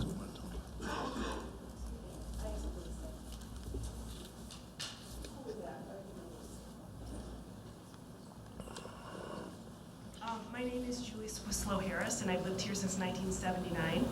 I'm very nervous when I speak to public, so bear with me. I've lived here as a child, as a young adult. I'm now raising my family here. My entire life, the big thing has been if we want to entertain our family, I hate to do this, we have to go out of Buffalo Grove, for the most part, until Eastgate was here. You could go eat with your family, but there was no place to go with your family, to entertain your family. Eastgate has been an amazing place. We have gone with friends, we have gone with families, as adults, with our small children, birthday parties, other parties. This new venue, it gives these kids, 17 to 20, someplace to go that is safe. It really is safe. You don't want to know what I was doing in Buffalo Grove when I was 17 to 20 years old. And maybe many of the other people in this room too. You had to be creative. People are in people's basements. I don't know if my kid is in John's basement, and I've met John's parents in passing, and I think they're home, but they're on vacation, and what's going on there. This is a place where they can go, where they can be safe, where they can dance, where they can hang out and bowl and play laser tag and hang out in the arcade and have a pizza. It's a place to be. I think that a security team is 5 people, a 5-person security team. I've been running large-scale events my entire life. We are hosting a benefit. Bill, to his graciousness, is for no fee to us, is hosting a large-scale benefit in a few weeks for us. 300 plus people. Kids, high school kids, adults, small children. 5 security officers is above and beyond what that would need. And it's above and beyond, if these people are officers, they have the training. With all due respect, Buffalo Grove has amazing officers. Again, been here my whole life. They have always kept us safe. They have always been fair. You are threatening the opportunity to bring a lot of money into Buffalo Grove. If Bill cannot afford to have 5 security officers and 2 police officers, it's not going to happen. And we all lose, because that's revenue that Buffalo Grove needs. We need the money to come here. And if parents if they know their kids are hanging out here, even at 17 years old, they may suddenly be eating dinner in Buffalo Grove because they know their kids are in the area. They might want to check it out. Kind of my style. I want to know where my kids are. It's a safe place. It's a wonderful place. And I think that you're giving him a really rough deal. I don't think you're really considering the situation. He may not be able to have this place. Buffalo Grove is going to lose a lot of money because they could be making, with large-scale events, private, the dance club opportunities. It's more revenue for Buffalo Grove. No, it's not. Say. Thank you. Trustee Stone, is there something to that, because another gentleman wants to speak? Yeah, okay. Yeah, Julie, I just wanted to ask you a question. I appreciate what you're saying, and if it were events like fundraisers, bar mitzvahs, weddings, sweet 16s, whatever it is, the issue and the focus is that the drug dealers, the gangs that are coming from the outside forces. But I want to ask you one question. What is like the age range of your oldest child? My oldest child is 13 years old. Okay. I was actually disappointed that when I heard that it was 17 to 20. Okay. I honestly thought that a younger age is not a bad option. Okay. Because I think that I totally get the whole drug concern. I mean, more than you have any idea, I get the drug concern. But you're going to find it anywhere. And the Eastgate is Eastgate, but you might find it at passing deals at Buffalo Restaurant or Continental or at, you know, at Willow Stream Park. I mean, it's everywhere and anywhere, and you cannot require all of these places to have massive security because there might be a drug deal. Well, let me just respond, just because I think it might influence, you'll understand at least where I'm coming from. You know, my perspective is a little different, that I like the idea of dance, but I want the top level of security because, 2 reasons. Yes, they can be doing narcotics in people's basements. When you have a dance, in the dance clubs that are out there right now, if you look at what's going on at these dance clubs, it's not exactly the pure ideal of fun that we would hope it is. Right, of course, and I grew up then as well. But what happened is they've raised the stakes. And by powdering heroin, kids are snorting heroin for $5 and becoming addicts. So what I want to tell you is this. My oldest is 20. And when he was in high school around sophomore, junior year, and he told me the kids were snorting heroin, I thought he was wrong. I didn't believe him. About a year or so, year and a half later, I started hearing stories about kids that overdosed and died. And to my surprise, in our nice community, there was heroin, ecstasy, Xanax. So the point is, when you're in someone's basement or if you're bowling at Escape, that's one thing. It's limited in what's going on. When you put 300 kids at a dance club, and there's drug dealers that look for this marketing opportunity. You know, these are kids with a little money in their pocket, and I know how you're feeling, because believe me, part of me, I grew up in the disco generation. To me, there's nothing greater than dancing. So I love dancing.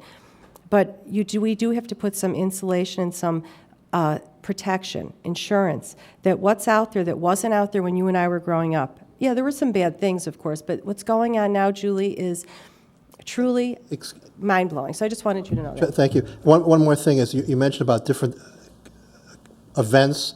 Those events, if they're not just for the arena, would not require the same type of security. Just want to let you know. But I appreciate your comments. Thank you very much. Again, I am far from naive. Just because my oldest is 13, far-reaching, I've run several large-scale events, concerts, in many places where drugs are prevalent, where we've had to be very, very, very careful about what's going on.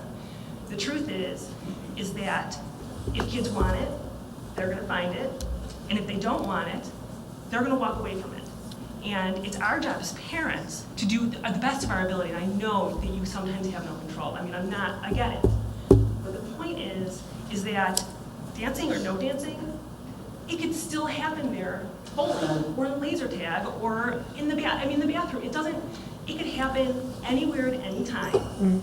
And to put so much focus on this dance club, saying that it's going to happen there, it's not going to happen there. And I don't think I'm being naive. I don't think it's going to happen there anymore than it's going to happen at any other given time.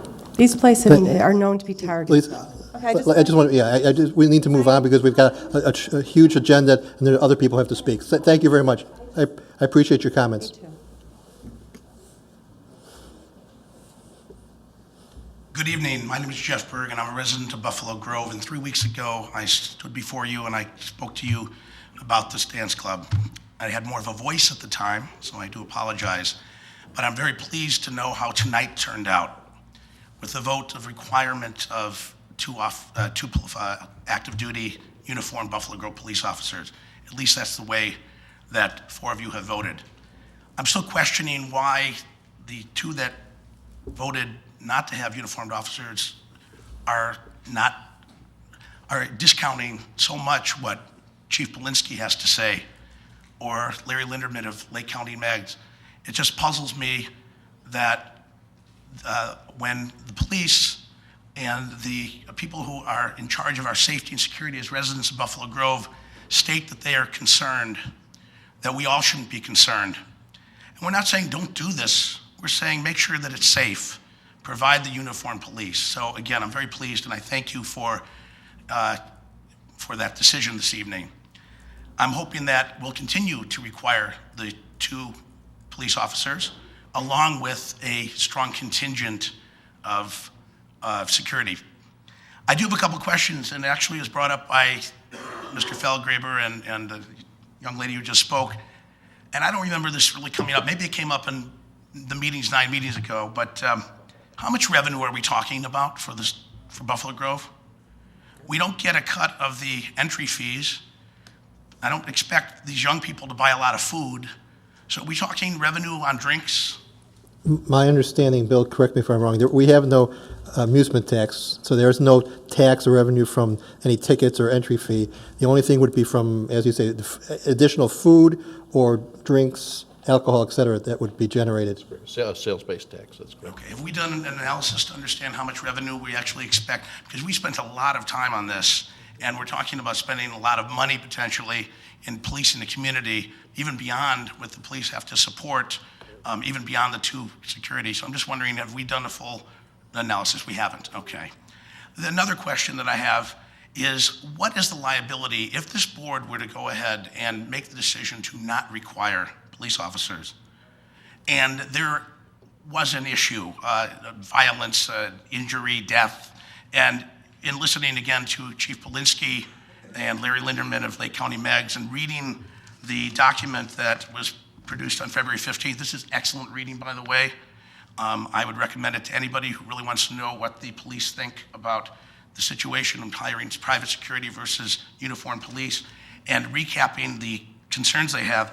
But I'm just curious if there is a liability to Buffalo Grove, if this board were to vote no uniformed police, and there was great injury, and it was determined, somebody said, well, there's negligence on part of the village of Buffalo Grove. Could we be held as a village responsible? And if we couldn't be held responsible, would there be at least be potential legal fees associated with somebody saying that we're responsible? And I don't know if I'm putting you on the spot. I apologize. Oh, no, you're not putting me on the spot, because the second question is very easy to answer, is yes. If you remember what the second question was. Okay, so we could. Legal fees. Okay. As far as the first question, my answer to that type of question always is, can somebody file a lawsuit for that alleged violation? The answer always is yes. Liability upon the village is a much more difficult question to answer, as far as it would have to bring in a lot of factual situations that I do not know what the facts would be. It would have to be a willful. Remember, we have the ability to use what's called the Tort Immunity Act, as long as which the Tort Immunity Act basically says that if police officers are acting within their powers, that no liability would attach to the village. There would have to be willful and wanton negligence for the village to be liable under that type of scenario. Okay, well, thank you. Which is a very heavy burden. Okay, although there still could be the cost of defending that, even if it wasn't something that we were responsible for. That's correct. Okay.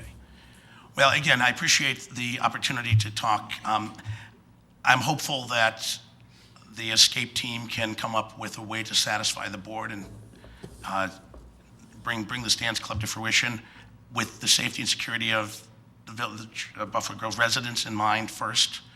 And I think we heard tonight why having 5 security guards who have a conflict of interest reporting to the management of escape, probably not the best way to go. So again, I thank you very much. I thank you for your time. Thank you very much for your comments. I just want to clarify something, and that is, when you're talking about legal fees, it wouldn't necessarily be our counsel. We are insured under IRMA, and it would probably be their counsel, so it wouldn't be directly out of our pocket, although it does go into the pool, and they may raise our rates, but it would not be our burden, just to clarify that. Thank you very much. Thank you. Any other comments from the public? Please. Good evening. I'm here for the red light camera, but I would like to join him as a small business owner. Small businesses are struggling, and I hear a lot of businesses, I understand, due to the economy they closed, and there's less traffic to his area that can affect him. I'd like to ask the board if it can at least give him a permit on a trial basis, like 6 months or a year, see how his proposal will work toward his business, and keep an eye on it. We're all struggling, and we all need to help each other. That's all I'm asking as a small business, and I look out for it too. Thank you. That's something that we have discussed 8 or 9 times as far as let me explain. Limiting it to a 6-month period, as more or less as a trial, but also with the issue of the security, and that's really what it is, what we're dealing with. But thank you for your comments. I appreciate it. There's another gentleman who's been waiting. Good evening. Good evening. If you guys remember me, I'm Bert Whitty from Buffalo Grove Martial Arts. How are you guys? How are you? I'd just like to come in support of my fellow business owner, Bill, here, excuse me, in Town Center Mall. If you know, there's a lot of what ifs. There's what ifs. We can what if all day long. But the bottom of the line is we need to help support business within Buffalo Grove. Town Center Mall is a difficult mall to do business in. Myself in that mall, I'm fortunate enough that I'm a destination spot, so not a whole lot of people come from from within Buffalo Grove to me. A lot of people come from outside of Buffalo Grove, but there are several businesses within Buffalo Grove Town Center that are struggling right now, and I think you have to help a business owner out, as you guys did with me with my move. I thank you. He's trying to do better for the mall. He's trying to do better for himself. And there has to be some other type of compromise because the deterrence of the Buffalo Grove police officers in his facility at that time, there have got to be other ways to offer the deterrence of the types of what ifs you guys are proffering. I talk to teenagers within Buffalo Grove all the time as part of my students within my school. Luckily, those kids know better. But the true deterrence doesn't start by sticking a couple of cops at their front door. It starts at home, okay? The kids tell me, I hear fantastic stories of drug parties, pool parties where there's teenage sex going on. All of these things are happening in homes when the parents are out, say they're going off for the weekend up to the house in Wisconsin or whatever it is. And the things that you guys are talking about, if they don't do it at Escape, at the arena, they're going to find someplace else to do it. A preferable deterrence for something like that would be maybe make sure that the lights are on to a certain level so that it's not completely dark in there. So closed hand deals going on back and forth between a drug dealer and one of the patrons will be seen rather than unseen. Okay, make sure that the tables don't have seats, that the tables are high enough that the tabletops are up here so that if hands go underneath, they will be seen rather than a shorter table where something can be passed without being seen. I mean, there are a whole host of things, business-wise, with the cost that he would have to incur with these officers as an alternative to hiring a private security firm that is manned by and staffed by either retired police officers or off-duty police officers who know what to look for a drug deal going down. That's probably a better alternative. As far as putting officers at the door, putting a car out front, that would tend to be a huge deterrence for that, for even people coming in. I go in there with my family and kids all the time, birthday parties, we stop off after training sometimes. I mean, I'm in there a lot. And I know his security team is very diligent into what they do there, but they're not trained professionals. A trained professional is part of a private security firm, which would help him with keeping his costs down, but still would send as a deterrent, and also these trained individuals seeing what's going on. Word will spread out. You know, these thugs and drug dealers or whatever, gangbangers, they have a huge network of people. They talk. They know where to go. They know where not to go. Okay? And you'll also find if you put uniformed officers in there, the kids who don't do anything won't go there either because they're scared. I mean, you watch kids that be loitering, which they shouldn't be doing. If a police car or squad car rolls down the street, the kids are going to run. If it slows down, they're going to stop, and they're going to disperse or whatever they're going to do. So on the business standpoint is having, you know, the uniformed officers in there will not only be a deterrent for dissuading the bad element to come, but it'll be throwing good money after bad to try to get other kids in there as well. That's all I have to say. I've said my piece. Thank you. Thank you. I appreciate the comments, and I think what we're trying to do, what the board's trying to do, is weigh the helping out the individual small business owner with the protection of the safety of our citizens and their property. So that's our problem, and that's our concern. That's what we're trying to accomplish. So I thank you for comments. Bill, there's also, I guess, or maybe we had 2 public hearings regarding the language to the modification of the language in the ordinance. Any other comment as to that issue? Bill, could you again explain? Very briefly, we've spent a considerable amount of time on the issue with the special use, but I also want to note, excuse me, again for the record, that there is a second public hearing that's been continued for consideration of amendments to the village's zoning ordinance concerning uses allowed in the Family Entertainment Center. The first is to provide an amended definition to Section 17.12.253 of the Buffalo Grove zoning ordinance regarding family entertainment centers. I would add basically a sentence that dance parties, organized recreation open to the public where primary activity is dancing may be allowed as an accessory activity. That's the amendment to the definition. There would also be an amendment to Section 17.44.060.C.1.E.11 of the village's B5 regulations, where again, that's the zoning district where the Eastcape Entertainment Facility is located, that would amend what a family entertainment center in the commercial recreational subdistrict, subject to the following conditions. There's been amendments that would provide for security management, and there would also be amendments to provide for a provision of liquor sale protocols to the local liquor control commissioner, who's the village, also is the village president, regarding procedures, how the sale and consumption of alcoholic beverages within the areas identified or set aside for dance parties and similar activities and special events will occur. There's also a requirement that a security plan will be filed that's subject to the approval of the village, and how the security plan is subject to the issuance or potentially the revocation of a business license. And that is the second public hearing to address those issues. And in the order that if the adoption of ordinances, the amendment to the zoning ordinance must precede the consideration of the special use ordinance. Thank you. Any questions with regard to comments from Bill or that issue from the board? Any comments or questions from any governmental agency? Any comments or questions from the public regarding that portion of the public hearing? There being none, we'll continue this until later on the agenda. Thank you. Next is questions from the audience on matters that are not before us in the agenda, normally scheduled in the agenda. Any questions? Yes, please identify yourself. Good evening, Andrew Stein. I'm the Cub Master from Cub Scout Pack 36 in Buffalo Grove, and I'm here to share some information actually on behalf of all Cub Scouts and all Boy Scouts with the village. The weekend of March the 6th starts what's called Scouting for Food.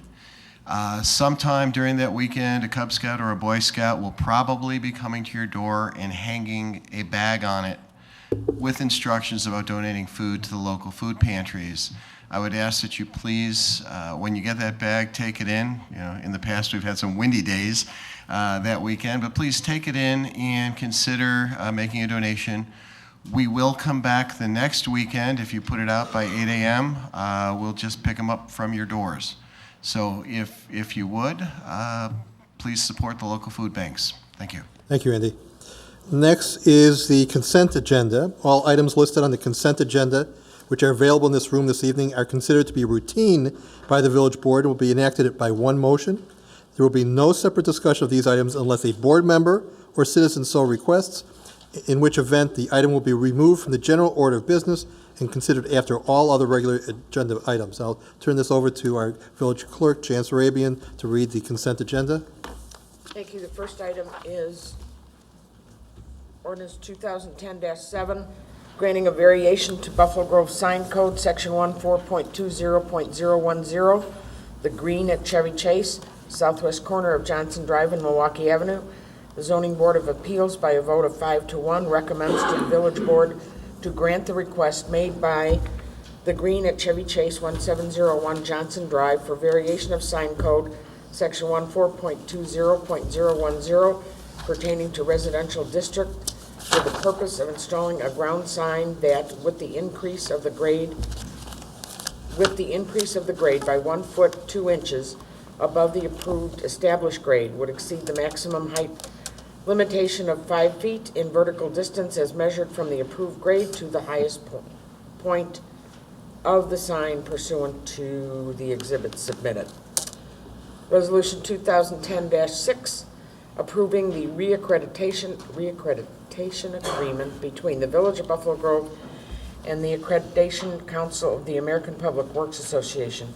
On May 26, 2004, the Buffalo Grove Public Works Department became the 16th agency to receive national accreditation recognition and was reaccredited in 2008.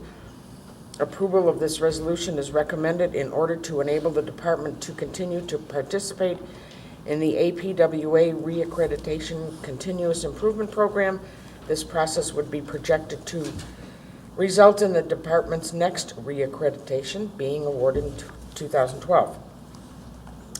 Resolution 2010-7, transferring $3,867,480 in private activity bond allocation to the private activity bond clearinghouse pool hosted by the Village of Buffalo Grove. The resolution permits the village to transfer its 2010 bond allocation to the private activity bond clearinghouse pool. The allocation provided by the state is $90 per capita.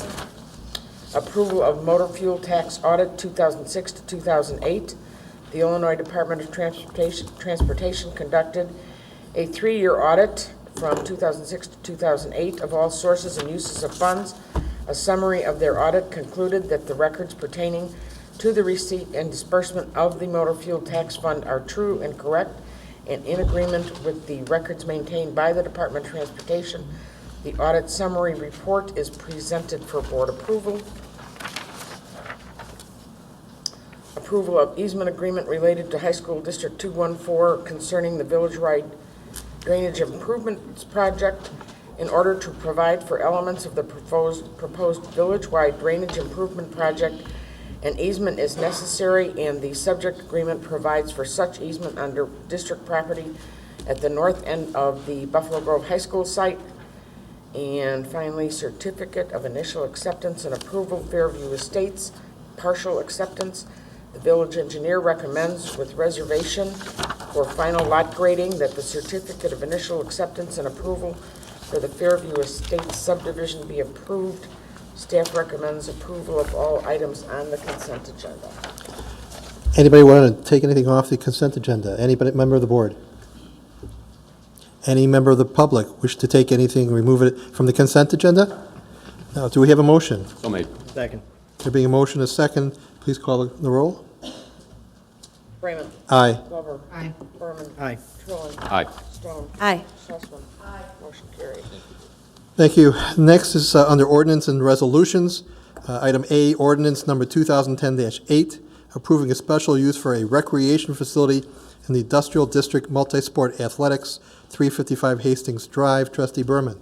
Thank you. I would move approval of ordinance number 2010-08, approving a special use for a recreational facility in the Industrial District Multi-Sport Athletics, 355 Hastings Drive, in accordance with the draft ordinance dated February 17, 2008, and exhibits as enclosed with our agenda packet. Second. There being a motion, a second. Other discussion, Mr. Racer, do you have any comments? Just a subject to, if I may, suggested to the board. I've talked with the petitioners. Their entity is an LLC. It's a Delaware LLC. They've registered, made application to register in Illinois as a foreign LLC, but they have not received it back from the village. I'm sorry, from the Secretary of State yet. Can it be subject to receipt of the LLC registration with the Illinois Secretary of State? Accepted by the move-in? In a second? Very good. Any discussion? Any comment by staff? No, nothing further other than, in addition to the subject to, the staff will continue to proceed ahead with the petitioner to address the conditions that are noted in Section 2 of the ordinance. Thank you. There being a motion, a second, can you please call the roll? Freeman. Yes. Glover. Aye. Berman. Aye. Trilling. Aye. Stone. Aye. Sussman. Aye. Motion carried. Thank you. Congratulations. Welcome to the village. The next item is item number B, ordinance number 2010-09. I see that the petitioner is not here. We'll defer that while they conference, and we'll move on from item B and item C to resolution number 2010-08. A resolution approving an agreement for construction, engineering services related to the village-wide drainage improvement project, and I'll ask if somebody can, ask for staff to comment. This resolution would authorize staff and the village clerk to execute a resolution approving a construction engineering services agreement for the village-wide drainage improvement project. The proposal would authorize the execution of the agreement subject to a waiver of bidding, as would be suggested by the village's purchasing policy and consistent with our purchasing practices. A waiver to bid is requested as the recommended engineering firm, Christopher B. Burke Engineering Limited, has been engaged by the village for 2.5 years now to undertake and complete all of the drainage improvement project design and bidding efforts. There's an additional item on the agenda tonight that relates to the actual recommendation to award the construction of the village-wide stormwater management initiative for 2010. This construction management agreement would be consistent with other construction management agreements that the village has entered into for any number of projects. And our greatest consistency with this type of work is with our annual local street maintenance improvement program. The upset limit on the engineering efforts would be in an amount not to exceed $236,830. All of the work efforts and the tasks are noted in the agreement, originally dated December 28, 2009, and revised January 28, 2010 to reflect the scope of work, and staff would recommend consideration of the agreement. Mr. Brim, one of the reasons for the waiver is also that if we had another company, engineering company engaged, they would have to do a lot of the work that Burke has already completed. That's correct. So Again, we have been associated with Burke, as agreed by the board under agreement since August of 2007. So it would be a savings to us by waiving, is that correct? Correct. Is there a motion? So made. Second. There being a motion, any discussion regarding the motion? There being none, please call the roll. Raymond? Aye. Glover? Aye. Berman? Aye. Trilling? Aye. Stone? Aye. Sussman? Aye. Motion carried. Thank you. Next is under old business, award of bid, village-wide drainage improvement project. Mr. Brim. Thank you. As noted, this is the companion issue to the item that we just reviewed. In terms of background, on December 21st, 2009, the village board authorized staff to release bid documents so as to solicit interest in the proposed village-wide drainage improvement project, which has been under discussion and review and design, including public meetings, numerous public meetings, since the August 23rd, 2007 rain event, where there was significant flooding in the village. On February 2nd, the village received 17 very robust bid submittals for the type of work that was specified. I think really reflective of the economic environment that we're in. The consulting engineers, again, Christopher B. Burke Engineering Limited, reviewed and analyzed the proposals. And I just want to know that all but one of the bid submittals was under the engineer's estimate based on the unit costs for the project and the amount of time that would be anticipated to complete the work and the effort that would be required to complete the work. The staff would recommend award of bid to the lowest and qualified bidder, that being Copenhagen Construction, in the amount of $1,752,899 to undertake the alternative number 2, and the alternative number 2 is related to the design and reconstruction work on White Pine Road as the efforts in that portion of the village are completed. Again, that would be our recommendation. We would proceed ahead.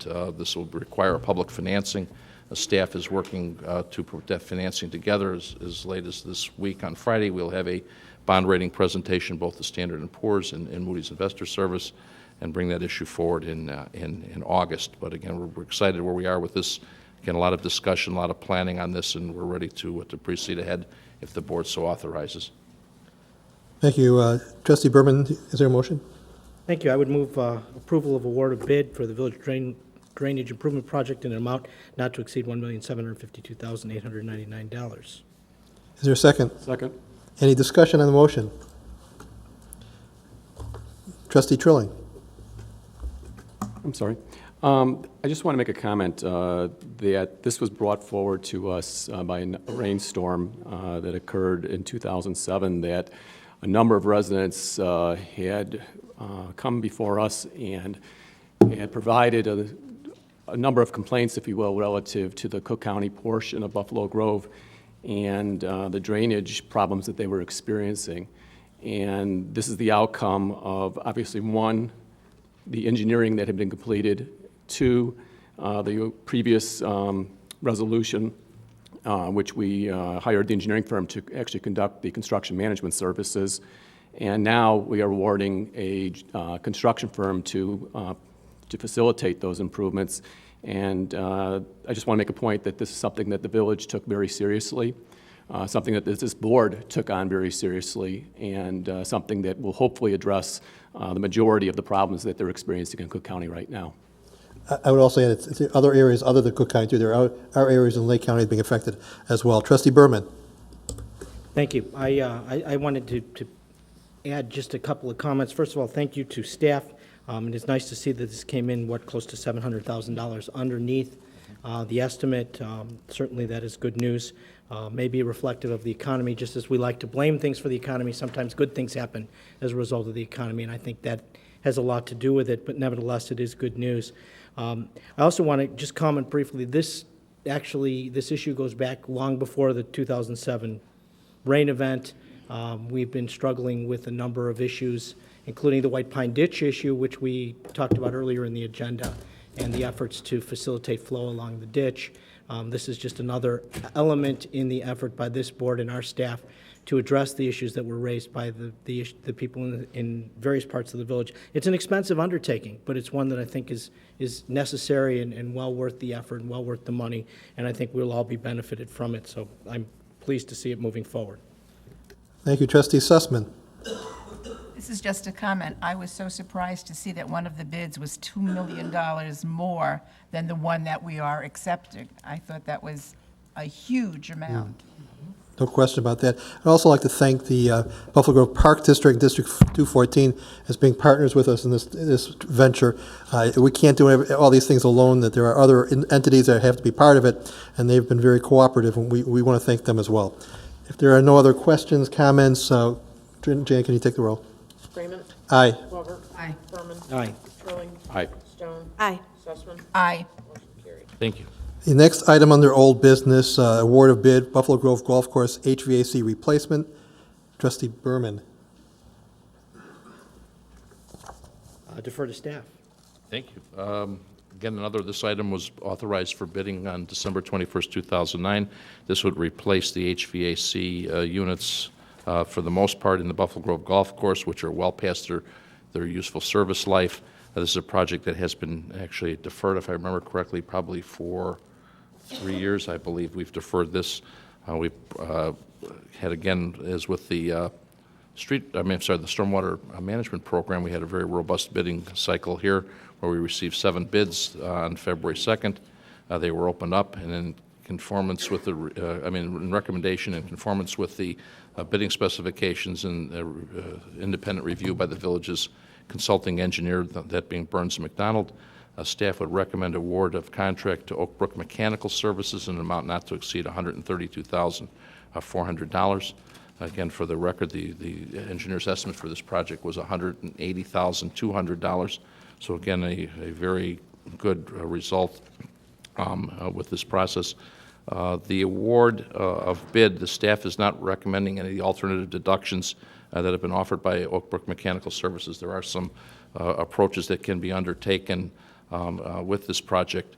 As such, staff would request the board that this authorization, again in the upset amount of $132,400, be granted this evening, but staff will continue to work with the contractor to look at the voluntary alternatives, and with the understanding that any deductions will involve a change order, which will also result in a reduction in the contract amount rather than an increase in the amount, but we do want to get the project at least under contract and start working with the contractor that's recommended on the alternative deductions.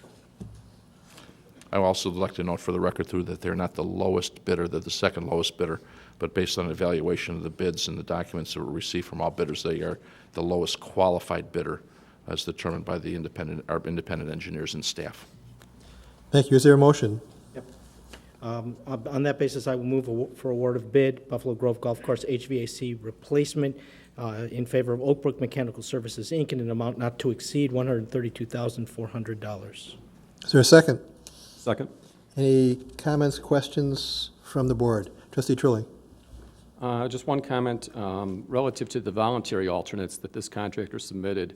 I've reviewed those, and alternate C, I believe, would be the best one to accept, and I'd like to just explain this to the board very quickly. Alternate C incorporates alternate B, which has a larger deduct, by which they will be locating a modular air handling unit inside the golf course facility versus putting in a single unit. Modular unit allows for flexibility. They don't have to tear apart the doors and the entryway in order to get the unit in, and also for replacement of individual parts later on. They can always use the modular components and be able to reconstruct the unit as a particular part fails.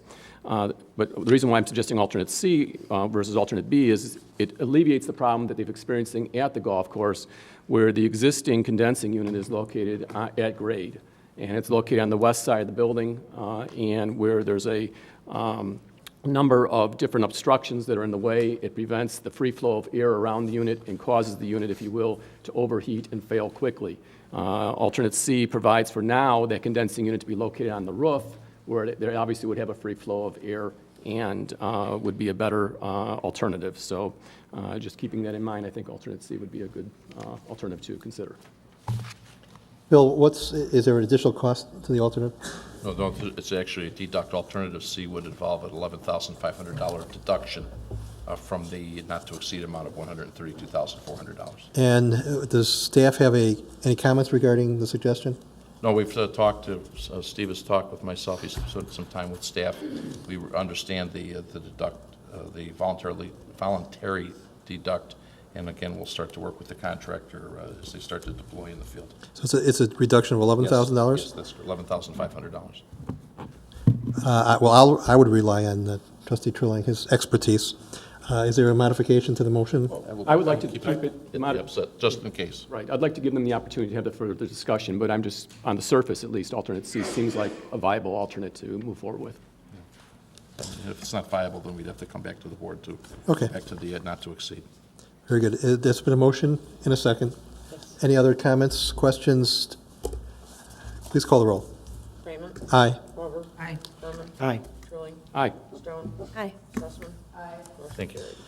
Thank you. Other old business, another award of bid to the CO NO2 alarm ventilation system upgrades at Public Service Center.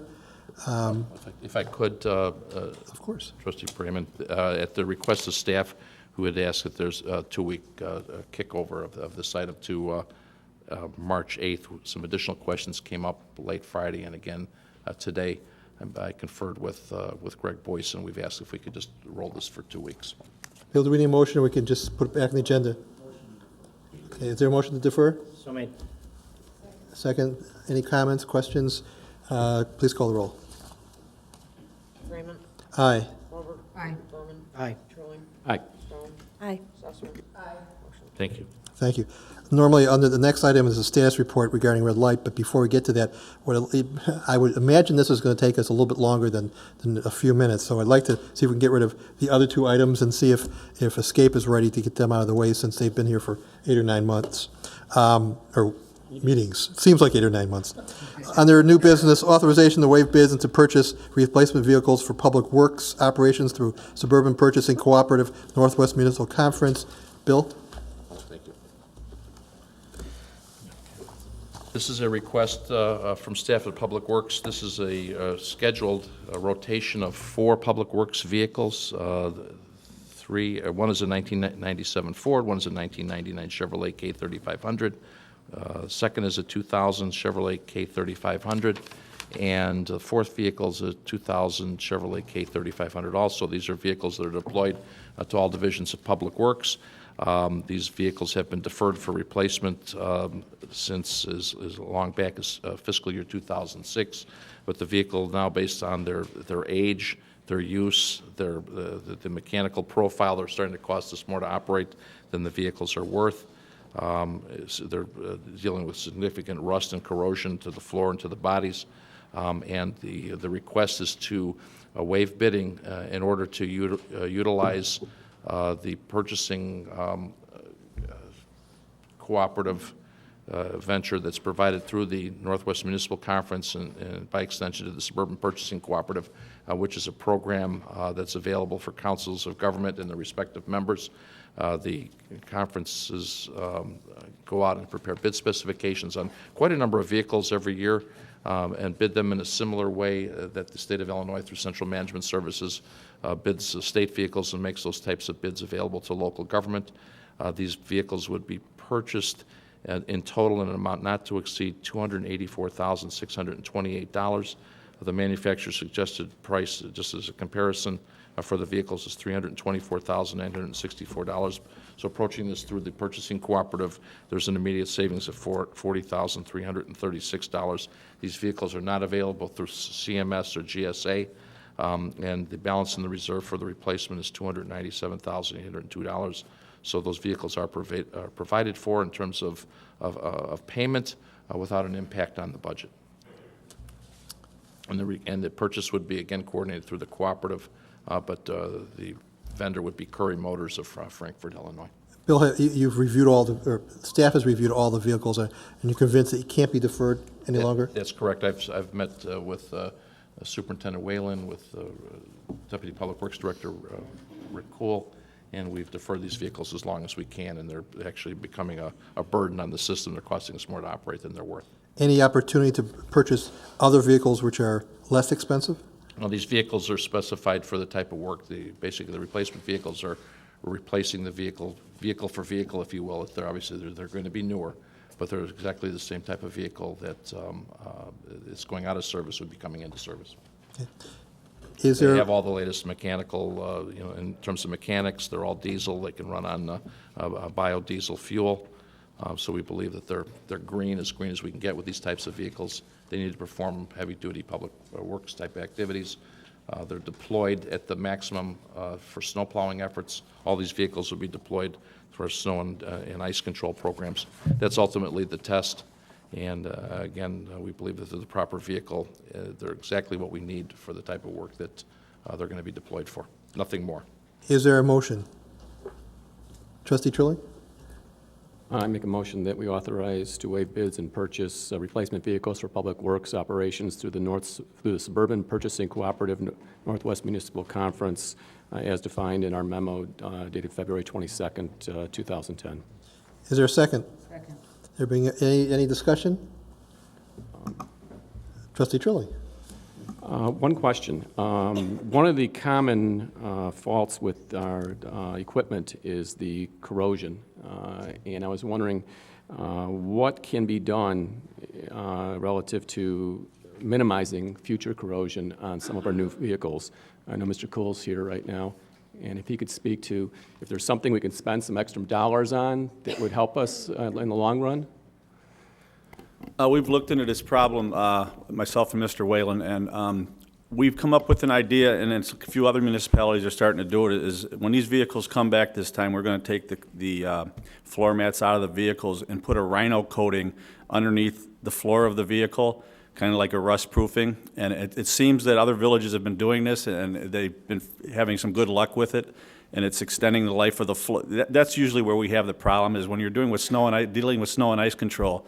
Getting in and out of the vehicle, your feet are wet, the salt's coming in with you, that it tends to get under the floor mats of the vehicle, and we start to get the rusting there, and that's what eats away at it after a while. You can undercoat the vehicles underneath the vehicle, but you're not putting the undercoating inside the vehicle. So what we're going to do is we're going to look into taking out the floor mats of the vehicle, the whole flooring, rhino coat the bottom of it, which is a heavy base rust proofing kind of thing that they're putting on the back of pickups and stuff like right now to coat the beds, and it seems like it's helping. And then we'll put the floor mats back in, and we'll keep an eye on it and see how that works. But that's what our idea is, to extend the life of these vehicles. These vehicles, we've had them for, like I said, since 2006. Some of them even for longer than that, and the floors are just completely rotting out where we've put metal floors and tried to re-weld them and put them back together 2 or 3 times so that we extend the life of them. And believe me, we try to extend the life as far as we can before we come to purchase new vehicles. It's really a shame that mechanically they're probably fairly sound, but the body itself is falling apart. And That's true. Usually it's the body that falls apart. It's the salt eats away at it or the other stuff. The other thing is the metal starts after plowing for so many years. The metal fatigue on the front where the plow attaches to it, that starts to eat away, and we have to send the vehicles out to get them rebuilt constantly. And after a while, the vehicle's not worth the amount of money that we have to put in it to redo the front end to sustain the damage that it can take, or the extra wear and tear of a plow going down the road all the time. would you do us a favor in 8 years from now and tell us the results of your... Won't make any promises, but we'll report back to you how it's working. Thank you. Any other questions, comments from the board? Anything from citizens? And I believe we have a motion and a second? Yes. Please call the roll. Freeman. Aye. Glover. Aye. Berman. Aye. Trilling. Aye. Stone. Aye. Sussman. Aye. Motion carried. Next is under new business authorization to solicit competitive electrical supply quotations. Mr. Brim? Thank you. This is, staff would request an authorization. This is similar to what we did 2 years ago when we went out to seek competitive electric bids for the type of service that we provide. Again, as noted, Commonwealth Edison has basically mandated that any service in excess of 100 kV be put out to the private market for competitive bidding with electric providers that are authorized by the Illinois Commerce Commission to do business in the state of Illinois. This project it would be based on the February 16, 2010 proposal provided by Energy Choices Incorporated. They have assisted us in the last 3.5 years in terms of our electric procurement. Again, for our large accounts, we do have 6 large accounts. The 2 are at the both of our golf courses, our water utility, and I believe the 6th account is for the metro station, the depot, and the parking over there. Again, this would get this process started, and we anticipate that there's a pretty fair savings that may result from procuring power at this time. And again, we'd request the board's authorization to proceed ahead, release a request for proposal, and allow us to negotiate, which would require a bid waiver. We'll bring back the results at a later date. Okay, so Bill, you were going to send out a request, but then you'll start negotiating individually. That's correct, yes. Is there a motion? So made. Second? Second. Any discussion? There being none, please call the roll. Freeman. Aye. Glover. Aye. Berman. Aye. Trilling. Aye. Stone. Aye. Sussman. Aye. Motion carried. Thank you. Okay, I see the bill's back, so we'll go back to the other ordinances and resolutions. Item B, ordinance number 2010-9, an ordinance amending the comprehensive zoning ordinance Title 17 of the Municipal Code of the Village of Buffalo Grove. That's for the text amendment. Is that correct, Bill? That is correct. Is there a motion? Trustee Berman. For purposes of discussion, I would move approval of ordinance number 2010-9, an ordinance amending the comprehensive zoning ordinance Title 17 of the Municipal Code of the Village of Buffalo Grove in accordance with the draft ordinance contained in our packet dated January 13, 2010. Is there a second? Second. Any discussions on the motion? This is to the draft itself, right. There being none. Trustee Berman. Thank you. While I understand the need to move forward on the text amendment before we address the special use, I think it's appropriate that we find out what the deliberations that were undertaken in the conference room have yielded, because if Mr. Feldgraber and his team are going to come out and say that the special use conditions as drafted in the next ordinance are not acceptable to him and he does not wish to proceed with them, I see no reason to go forward with an ordinance amending the text in order to allow for that to happen. That's fair enough. Mr. Feldgraber. Thank you.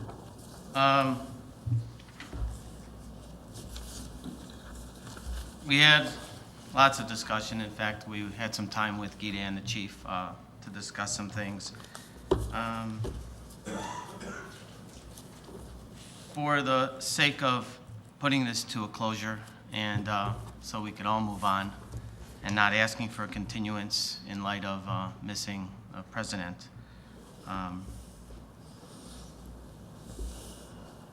would request one very small modification in exchange for accepting the 2 police officers. And it would be a courtesy if you would extend that to me, please. And that's having review in 3 months instead of 6 months. That'll at least, it's a courtesy review. The review could be no, but at least a chance to say, how did we do? And get a report card. But in exchange, we will accept the ordinance as drafted with the 2 Buffalo Grove police officers whenever we are having a dance party, as the ordinance states. Any comment from the board as far as Bill's suggestion or modification? Trustee Trilling. Just for clarification, then does it, after the first 3 months, does it revert to every 6 months thereafter, or what is the proposal? To my knowledge, I think I'm just looking for a courtesy review so we can all do a report card, and then at that 6-month period, it will follow all the same rules. So let me make sure I understand also. Back in 6 months and basically. So the ordinance will remain the same 6 months, but you're asking us basically to look at this over in 6 months, in 3 months. It's not going to be statutorily, just you're asking for our accommodation. Is that right? In Section M, it talks about police review. Mhm. I'm not talking about STUV, not the strong review. Okay. This is in Section M, last sentence. It says it can't be reviewed for 6 months. I'm asking if it could just be reviewed in 3 so we can get a report card on how we're doing. Chief, do you have any objection to that?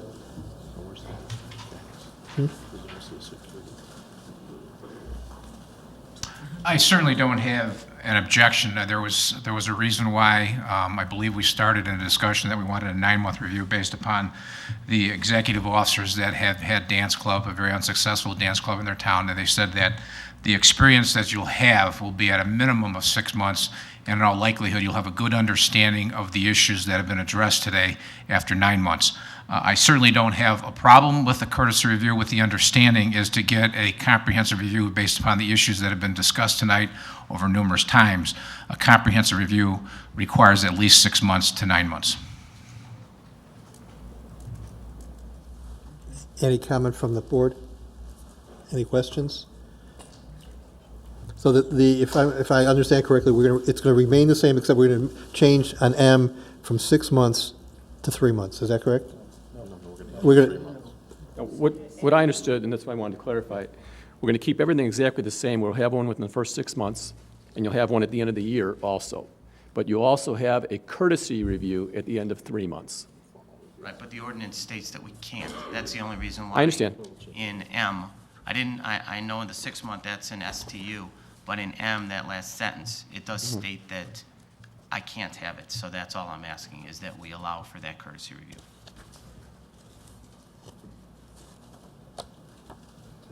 Mr. Racer, can you come up with some language real quickly? Yes, I can. Okay. Do you want to take I understand the concept. The concept is to give them change the last sentence that reads, a police review may not be requested by the operator when the first 6 months of operation may not be conducted more frequently than 2 times per calendar year, to allow a courtesy review within 3 months. I can add language to that effect. Okay. Has there been a motion made? No, I don't believe there's been a motion made. Oh, yeah, there was. Okay. First of all, never. Trustee Glover. Thank you. I guess my first thought was no, but after listening to the chief, I'll defer to him. As long as it's understood that at 3 months, we're not changing anything. We're going all the way out to 6 months. I want to make sure that's clear to everybody. So that's the only thing I have to say about that. Can I address something else in the meantime? Of course. Okay, item G, and we had taken Labor Day off the table because of Buffalo Grove Days and added Columbus Day. I just want to make sure that everybody understands that Labor Day is not just that day. It is Thursday through Monday, the entire Labor Day festival. So where we say Labor Day is one day. That means Friday and Saturday, a party could still occur. I think we have to have full clarification so there's no misunderstandings. Everybody knows where they're supposed to do and what they're supposed to do. So I just would like some clarification so that it's in the text, Well, Dan, my ordinance. understanding is it's the day, it would be Labor Day itself, or it would be the evening prior, which would be Sunday night. Well, yeah, it says here, dance parties are also allowed on any evening prior to the following national holidays, and they're not continued. Oh, you're talking about the Friday and Saturday? Friday and Saturday, too. You understand, it says Friday and Saturdays you can have the dance parties. I think you need to clarify it. I think that way Can I nobody's interrupt for a second, misunderstanding. Trustee Dove? There's no issues. Excuse me for interrupting. We deleted Labor Day. We Correct. deleted Labor Day. But he could technically have it on Friday and Saturday of the Labor Day weekend. That's what I'm saying. You need to have it all spelled out. That way, Bill doesn't have a misunderstanding, we don't have a misunderstanding, and I think we're all on the same page that way. We cannot possibly spare any police officers anywhere from Thursday through Monday because of Buffalo Grove Days Festival, even private police officers. We cannot spare them. So. Let's first do this. Will a movement accept the modifications from on M from 6 months to 3 months? Excuse me, I don't believe we can do that, right. We only have a motion. Oh, that's right, I'm sorry, you're right, you're right. Clarification before we proceed with Correct. the text. Okay, that's fine. Do we want to do polling on those items, just to make sure that Bill's comfortable with how we're doing? So Trustee Trilling. I just wanted to get some input, if you will, from Bill, because I think that, and I may have been a little bit lost on this one, if you will, and so therefore I wanted to hear Bill's comments relative to it also. We understood Labor Day weekend, and we understood the Labor Day, if you will, and we excluded that. What were your feelings as far as Friday night and Saturday night, even if it's not considered Labor Day, but it may be the Labor Day weekend? Any time where you have a holiday or, everybody in from out of town or the college kids are in where they're looking for things to do, those are very important nights for us. I could understand the conflict to Buffalo Grove days, especially when it falls in during the week or on Monday or whatever day that is, and that way I accepted to take it out. But to take out Friday and Saturday and that day, we're talking about 2 officers. The police force is very large. I'm agreeing to something that, as you know, for 5 months I've had trouble. But we, came to life and decided to say, okay. I thought we were all done discussing this. Can we get a comment from the chief, if you will, as to what impact 2 officers would have to his ability to service Buffalo Grove days as well as the rest of the community on the Friday and Saturday evenings of Labor Day weekend? I think when you're talking about Buffalo Grove Days, the best way to explain it is all hands on deck. All training is canceled, all vacations canceled. We modify people's schedules where they work different hours. It's a 24-hour operation. It would be very difficult to provide uniform security at any establishment during that time.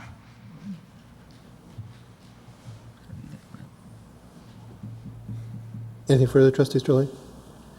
Trustee Sussman? I had brought up that point at the last meeting because Adam Moody had mentioned to us that we did not include BG days, and I specifically said BG days, and I meant all the days of BG days. Another factor is, and it has nothing to do with the issue with the police and BG days, I think when I brought that up at the last meeting, I meant Thursday, Friday, Saturday, Sunday, and Monday.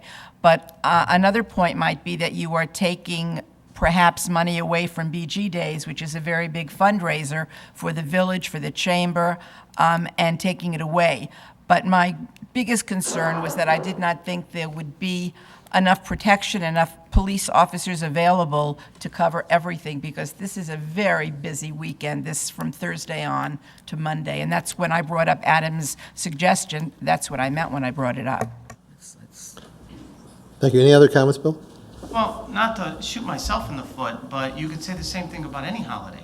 You could say the 4th of July because of fireworks and closing off all the streets and the golf course and the parking lot, and if it falls on a Friday or Saturday, you can say, take that away from me too. I mean, they're all holidays. That's why it's restricted to 10 holidays a year. Labor Day, I understand. I mean. Well, but I think, Bill, it's a special holiday weekend for us because of Buffalo Grove Days. Starts Thursday, goes through Monday, and there's a lot of people here. There's a lot of need for security on campus. I think it's a little bit different than President's Day or 4th of July. What time does Buffalo Grove Days end? What time? Yes. Midnight? 6 o'clock on Monday night. 6 o'clock on Monday night. No, on Friday or Saturday night. I don't, Mondays, Midnight. we've already taken Midnight, Monday out. I midnight. can't- Midnight. And we have to have full police contingent over there. There's nobody has time off or anything. It's just required. We can't do everything, and this is a whole lot different than the 4th of July, I can guarantee you. Well, I mean, I understand the all hands on deck, and this went back to why we chose private security force, is because we wouldn't have a conflict of issues regarding staffing and availability. I don't know how big the Buffalo Grove force is compared to, I know the force I looked at had 150 men and women. So I just. Okay, well, let's move I on. thought we were done with it. Trustee Glover, anything else? No, I'm firm on that. Trustee Sussman? Actually, why would we even put in Labor Day? Labor Day is always on a Monday, and your parties are Friday night and Saturday night. So when we put in Monday for Labor Day, it was not Monday. You don't have a party on Monday. So to me, that meant the weekend. You know what I'm saying about Monday not having parties on Monday? I do. I mean, on the over 21, we open at 10 at night. That's why I asked how late. I know the beer tent ends at 11, and I don't know if you staff full with police all the way till midnight or after the beer tents close. I don't know the staffing. What I do know is we open at 10 o'clock at night, and you're telling me that I have to lose 2 days of revenue because there's not 2 Buffalo Grove officers available at 10 o'clock at night on Friday and Saturday. I find that hard to believe. Could we hear what Adam has to say about it? I don't think so. I think You don't? No. I think we'll hear what Adam has to say. Thank you.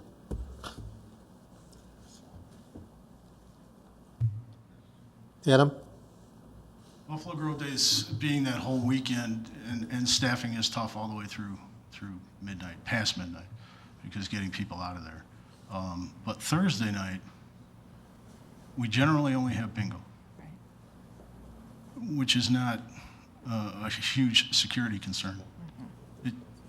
If Bill wanted to consider it, it could be something. I mean, a lot of the kids are coming back from school at that point for the weekend, so it could give him that opportunity to at least have an additional evening. It might even be something that the committee could work with him a little bit to try and tie it in so that the kids can meet up and actually have, mini reunions. We know that happens during the course of the weekend on Thursday evening. Thank you for your comments. Does the board want to have pollings on this issue, or should we just vote on the text amendment and move on to the second issue? Okay, do we have a motion on the text amendment? And we have a second. Any other discussion on the text amendment itself? There being none, please call the roll. Raymond? No. Glover?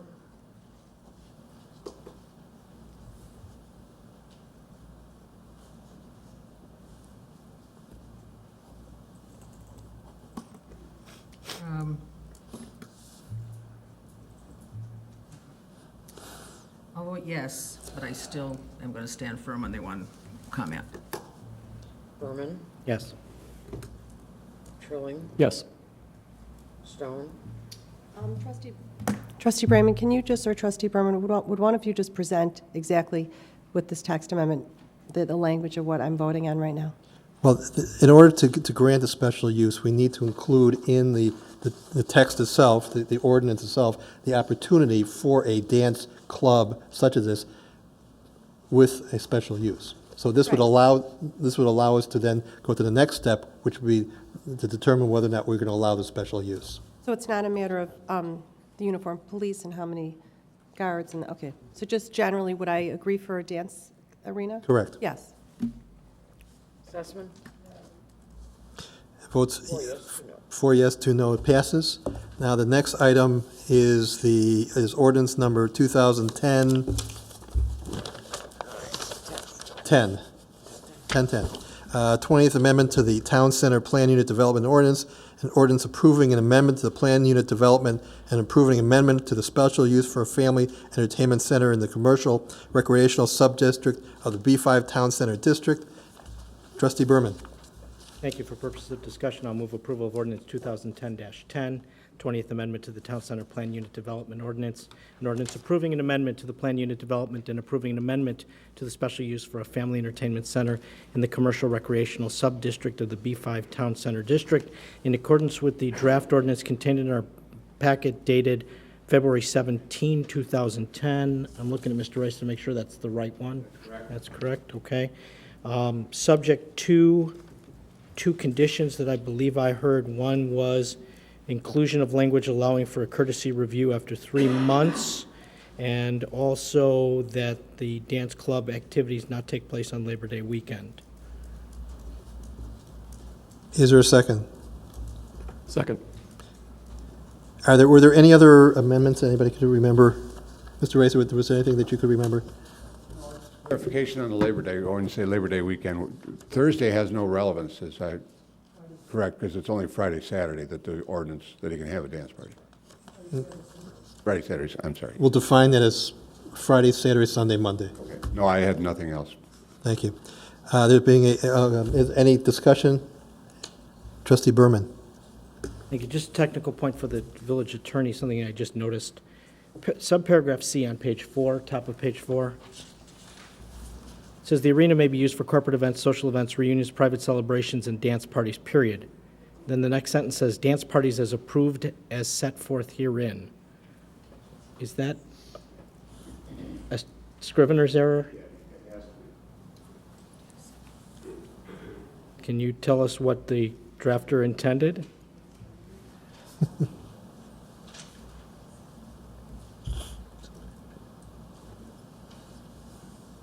Can't, not right now. Dance parties are approved as set forth herein. I'm going to have to go back through one of my previous changes because dance parties is a defined term.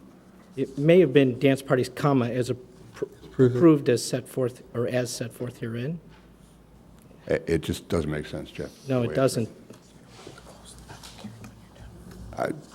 With your approval, I'll correct it. That's the only thing I could say right now. It's either strike it all, because dance parties are defined and are only approved, only allowed as approved herein. It's redundant. As I say, with your approval, I'll either delete it or correct the sentence. Okay, your recommendation would be to strike the second sentence subject to your review? Correct. I'm okay with that. Okay. Second, agreeable to that? Just one question. Is it inferred then that dance parties as approved, as set forth herein, Dance is parties inferred? is in capitals because it's a defined term. Therefore, Okay. it relates back to the definition That's all I in want the to make sure. ordinance. Okay. If I may, Guido pulled out a previous draft. The arena may be, I'm reading from a previous draft. The arena may be used for corporate events, social events, reunions, private celebrations, and dance parties as approved and set forth herein. Okay. So that the movement is accepting that modification? Yes. And second? Yes. Okay. Good. Any comments from the board regarding this matter that's before us? Did I see a hand up over, Bill? No, I just wanted to make sure that the revision was acceptable, and it's fine on C. Okay. Trustee Berman. Thank you. Now, just to make sure the rubbers hit the road and we're all talking about the same thing. We've talked about a lot of different numbers and a lot of different things and a lot of different proposals. What this ordinance requires is that you provide security plus 2 of our uniform officers. What is the security arrangement that is being provided by Escape in addition to the 2 uniform Buffalo Grove officers? That would be defined in our security agreement that has not been completed yet. Okay, what is your intention?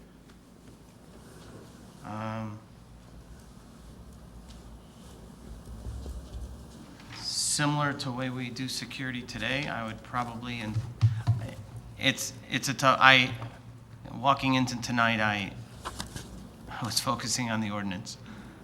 My concern, Mr. Feldgruber, is that, you've made a very significant concession to what the board here has asked for, and that you're not walking into another buzzsaw, because I think there's an expectation up here, and I expect to hear from other people as well, as to the level of security that will be provided there. And I just want to make sure that we all know what we're voting for and what your expectations and intentions are, because I fear that you could get a yes vote here tonight and still not end up with your approval if we walk out of here with ambiguity.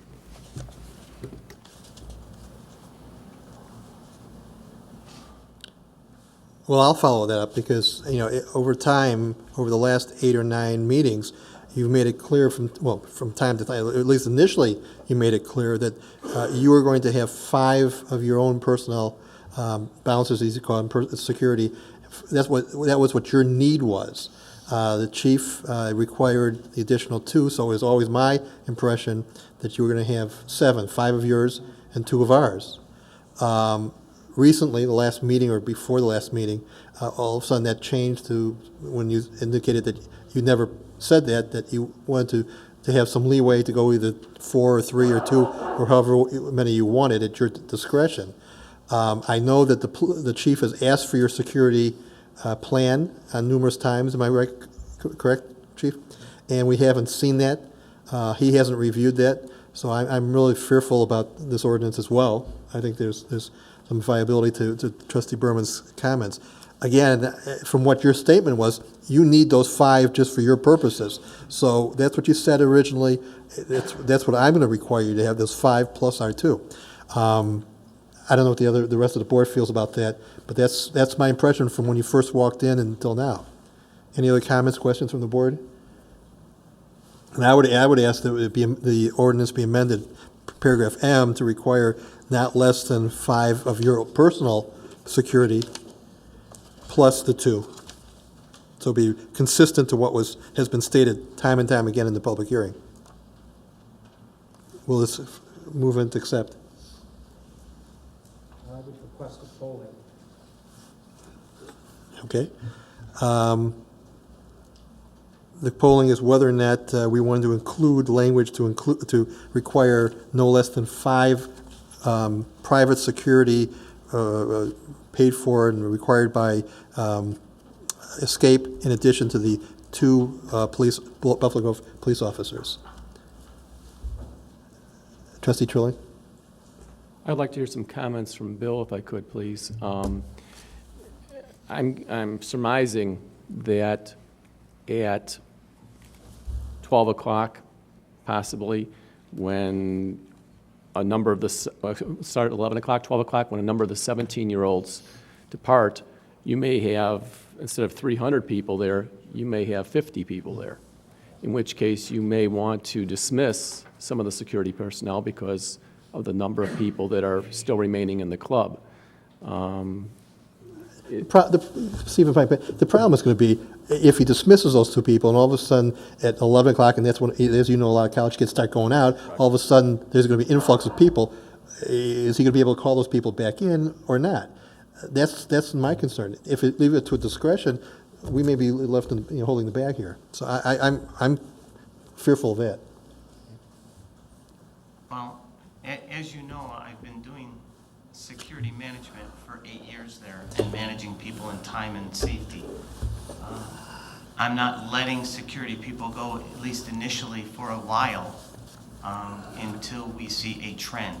Once we understand the trend of our customers that visit the dance club, then we will make modifications to that. But Trustee Trilling is correct. If for some reason it's a holiday weekend and everybody went out of town and I'm sitting with 7 security guards with 25 people in the facility at midnight, I would like to have the right to make that change. And if my security plan dictates number of patrons versus security personnel, then I will add that into the security plan. Again, my problem is that number is going to be changing but minute by minute. And that's why we gave you this courtesy review after 3 months. So after 3 months, if it turns out that you're right, that you don't need 5, then I assume that the chief will come back and say, let them reduce it to 3 or 4 or whatever the amount is. I'm just fearful that you're going to reduce it because it's a slow night in the beginning, and all of a sudden we've got a problem, and there's not enough security there. So let's. Well, I don't want to risk the safety of the village. Okay, so we'll take the polling now. The question is whether or not to require the 5 private security in addition to the 2 uniformed police. Raymond. Yes. Glover.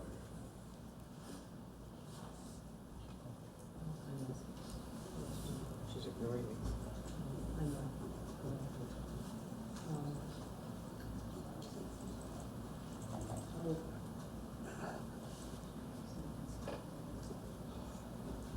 Yes. Berman? No. Trilling? No. Stone? Raymond is yes. Glover is yes. Berman is no. Trilling is no. Stone? Can I just clarify one thing, if I can? Chief Belinsky, is it your recommendation to have the 5 on the inside and your 2 on the outside still? Well, it's not on the outside. It's just I mean, 2. your 2 additional? And I just want to make sure, is it your recommendation to, after what you've just heard, is it your I'm basically deferring to you because you're our chief of police, and I'm concerned that your judgment is the final decision. I guess I need some clarification to the specific question. Her question or the general question? The general question. Is requiring their 5 security in addition to your 2 uniformed officers. Well, the issue at hand it was that the representation by Mr. Feldgraber was that he's going to bring 5 security personnel based upon his needs. And quite frankly, it made a lot of sense. And then the issue on our end was working in cooperation with the 2 uniform officers. I do understand Mr. Feldgraber's concern that if for some reason that they have an event and there's not a lot of people there, I wouldn't object to him having the leeway to make that management decision with the understanding that if there was an issue, we would deal with him first and then come back to the board if it wasn't resolved, in fairness to Bill. But I do understand your concern, Trustee Brayman, in terms of, is this going to be a saving measure based upon money? And now at 12 o'clock, there's a lot of people that come into the building. Then obviously, without that lack of security, that could become an issue. But my preference would be 5, but we're certainly willing to work with Escape in terms of the issues related to the lack of people. So we're willing to make a concession on that. So just to be clear, then would it be that we're leaving it up to Bill, his discretion, or could possibly your 2 Buffalo Grove officers, could Bill let them know that we don't need 5 people on the inside, therefore we're going to not have as many tonight? I mean, who's going to make that call and at what point? I'm just trying to understand that. Well, apparently, if it would be Bill's call, unless it's required to have 5. That's correct. I think Mr. Feldgraber has to have that leeway. He's managing his establishment. I think under certain circumstances that he should have the autonomy and the authority to reduce that number based upon the circumstances that dictate it. I think as a general rule of thumb, I think 5 security officers with 2 uniform officers is appropriate, but under certain conditions, I think he should have the authority to make that decision. So how exactly are we addressing this polling then? Because that's... Well, it's just his opinion. You vote how you believe it should be. Chief, is there a minimum number that you would require? Again, it depends upon the crowd that's present, and it's also based upon some intelligence information they have that could cause a problem that night. So the rule of thumb should be 5 with certain exceptions. Trustee Stone? Well, then I would like to vote for 5 on the inside, 2 on the out, with certain exceptions, as Belinsky is suggesting. Well, okay, he's not really saying exceptions because he's not identifying exceptions. He's basically saying at the discretion of Mr. Feldgraber. Well, can the discretion be then the police officer that's there discussing with Bill the circumstance and whether you think intelligence warrants having a lesser number that night? I think that would be a reasonable discussion, yes. So could we just add that one factor? One moment, we'll get back to you, Trustee Stone. Trustee Berman? I think the point here is they have to submit a security plan. Security plan has to be approved. The ordinance requires that. What I wanted to make sure we didn't get into is a situation where there was an expectation among members of the board and staff that there would be certain mandates imposed that were contrary to the expectation of the development team. I think the answer is the chief has come up and said he's willing to sit down and work out the details of how to handle this in a management, through management decision-making in the security plan, and that he doesn't have a preconceived mandate in mind that there must be a certain number at all times under all circumstances. Therefore, I think that can be handled in the ordinary course, and we don't need to put that mandate in the special use conditions. That was really the point of my asking for the polling, so I think we've achieved that. So the polling is whether to include that mandatory requirement in the special use conditions. Well, and according to the situation, then I think my vote would be that we don't mandate it and it be up to the chief. I'm just. So there would be a no. Am I correct? Just so that I'm making sure I'm voting the right way. If you vote no, you're giving Bill the opportunity to make that decision. And will that decision also be conferred with the police department? My concern is not to make anything difficult, Bill, and just so you know, I'm not trying to make it difficult. What I don't want to happen is that you decide you only need 2 security guards, and then 2 days later there's some crisis that occurs or something bad happens, and the police were not involved in that decision, and maybe they thought you should have had the couple extra, or like Trilling said, Trustee Trilling says, let's say people go home at a certain hour, and then you don't need as many, but actually then there's an influx of college students. I'm just wanting to address this in the safest way possible. And Okay. It's a little confusing. No. Any comment? Comment. You keep saying Bill's decision, but it's a security plan that's ultimately going to be approved by the chief. The security plan can't get by unless the chief approves it. So whether they set parameters in there that on a given night, they're going to make decisions with the police officers. And Trustee Stone, you keep talking about the police officers outside. They're not just outside. They're inside and outside. Right. Okay. They're not just in the park. Right. One of my concerns, though, is that we don't have a security plan yet. I think, Chief, have you asked for one? Okay, we haven't gotten it, so we don't know what we're dealing with, really. Then you can't open and there can't. Well, I understand that, but we don't know what we're really dealing with then. Understand? I mean, we're saying this nebulous security plan that's going to be up to his discretion with some input by the police, but we don't know what the plan is. I would have liked to have had that plan. Discretion subject to the approval by the police. Well, the general plan, but is that plan going to provide when he can reduce it from 5 to 2 to 3 or whatever? That's not something for the ordinance. That's something for Okay. the security plan. Okay. Thank you. Trustee Raymond, the chief, I'm sure's perspective is going to be closer to yours than to some of the rest of ours. So I think you can trust the chief. I always trust the chief, or mostly. Trustee Sussman, we'll get to that in a few minutes. Trustee Sussman. So in other words, if there's a night things appear to be slow and you send 2 home and then it gets very busy all of a sudden and you are really shorthanded, what happens in that instance? You have to also understand it's not a standalone dance club. There's still 2 to 3 other security people in the building. There's 3 managers in the building. There's 19 staff people. It's not as if we're just one little box and we send 4 of our staff home and leave this box all by itself. We still have an enormous amount of management, staff, and security in the building until 2 and 3 in the morning. Okay. So let's recap at this point the polling. We've got 2 yeses, 2 noes. Is it a no from you, Trustee Stone? Well, I'm not exactly quite sure because I still Okay. find How about a some- maybe? How about a maybe? It's ambiguous what the situation is. I have to. Well, I suppose what they're suggesting is that it be dealt with not in the ordinance itself, but in the security plan. Well, then why are we voting on particular numbers if we're going to Well, defer to? the question is whether or not you want to put the specific in there or not. If you want to rely on the plan, then you can vote no. If you don't, if you want to make sure it's 5, then you vote yes. I want to rely on the plan and I'll vote Okay, no. so that's no. The plan of Chief Belinsky, just to be. Well, approved by Chief Belinsky. I just want to be very clear because that Okay. matters most, that it's safe. I want it to happen and Trustee thrive. Sussman? Yes. Okay.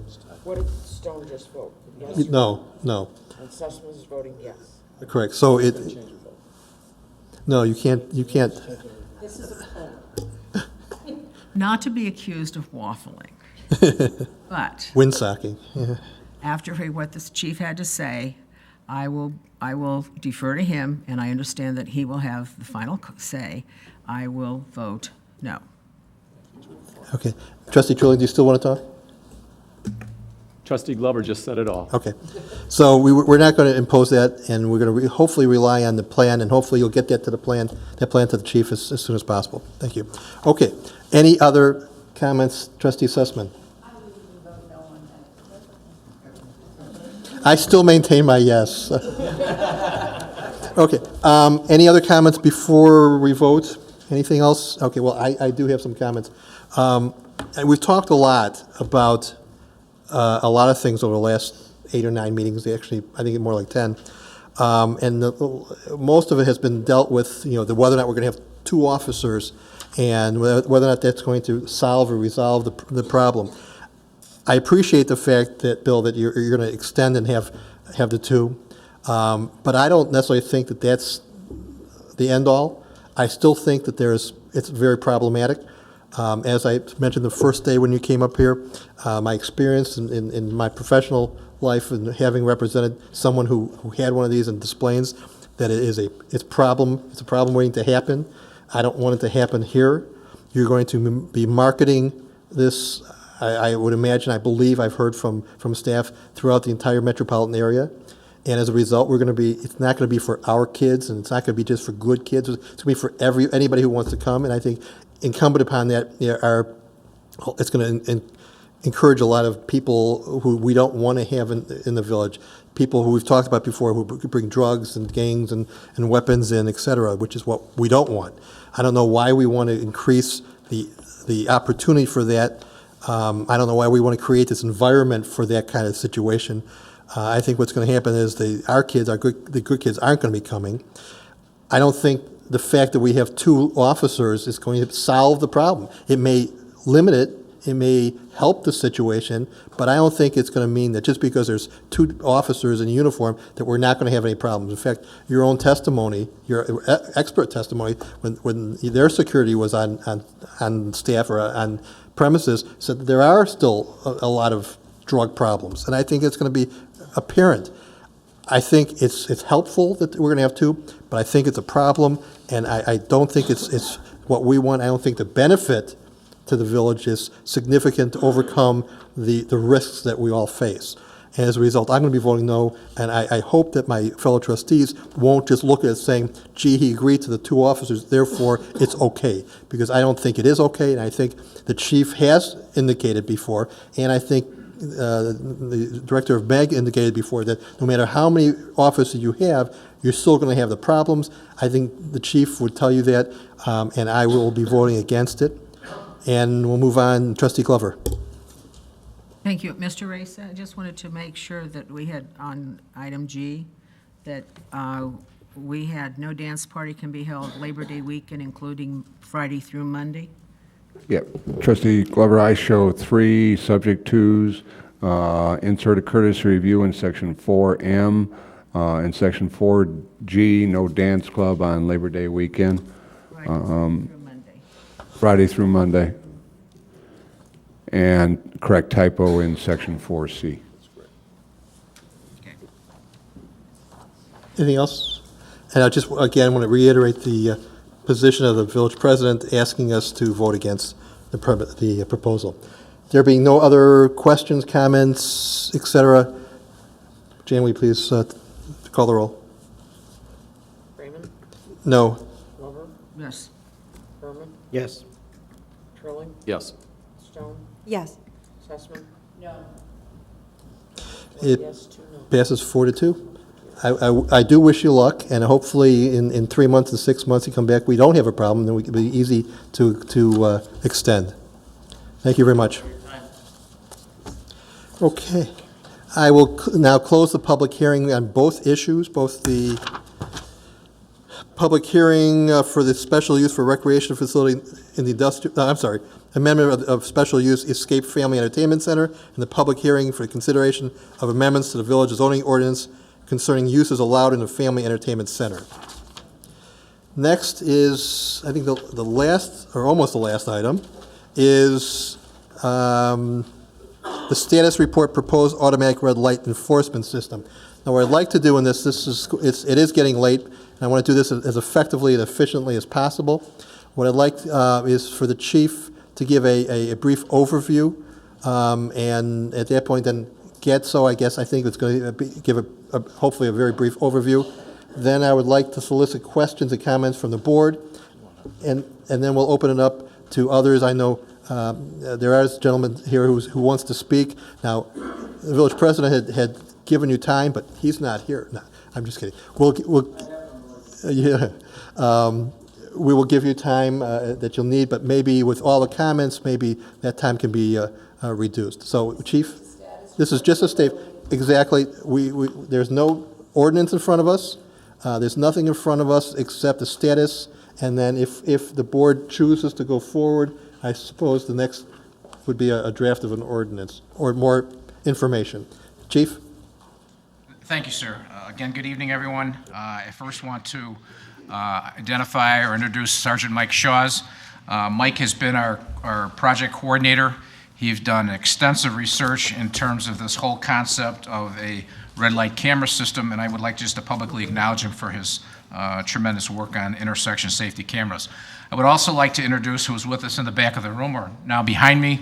We have Paul Pisano, which I believe the board has met. He's a vice president of sales, Paul. And we also have, which I don't believe you have had the experience with, is Richard Cassina. Richard Cassina is the Chief Technology Officer for Getso. I think in all fairness to the people that are present in the room, along with our elected officials, it would be appropriate just to kind of provide just an overview of where we're at today, how did we get to this point, and I'll try to make it brief. From a historical perspective, our traffic division conducts on an annual basis on our traffic crashes at our major intersections in town. Unfortunately, they noticed a trend of unfavorable consistency in the total amount of crashes at our top 10 intersections in town. So what we have done, and we will continue to do, the purpose of a review like this is just to identify the leading causes for the traffic crashes at these intersections and what measures can be taken to reduce the crashes and enhance roadway safety. The three leading causes for traffic crashes at our top 10 intersection, as determined by citations issued, are failure to yield turning left, too fast for conditions / failure to do speed, and the third one is red light violations. We looked at our traditional methods to address these roadway safety issues, specifically to the 3 E's: education, enforcement, and engineering. From an education standpoint, based upon our traditional methods, we used our village website, our Channel 6, press releases, safety banners to alert the public about the dangers associated with intersection violations.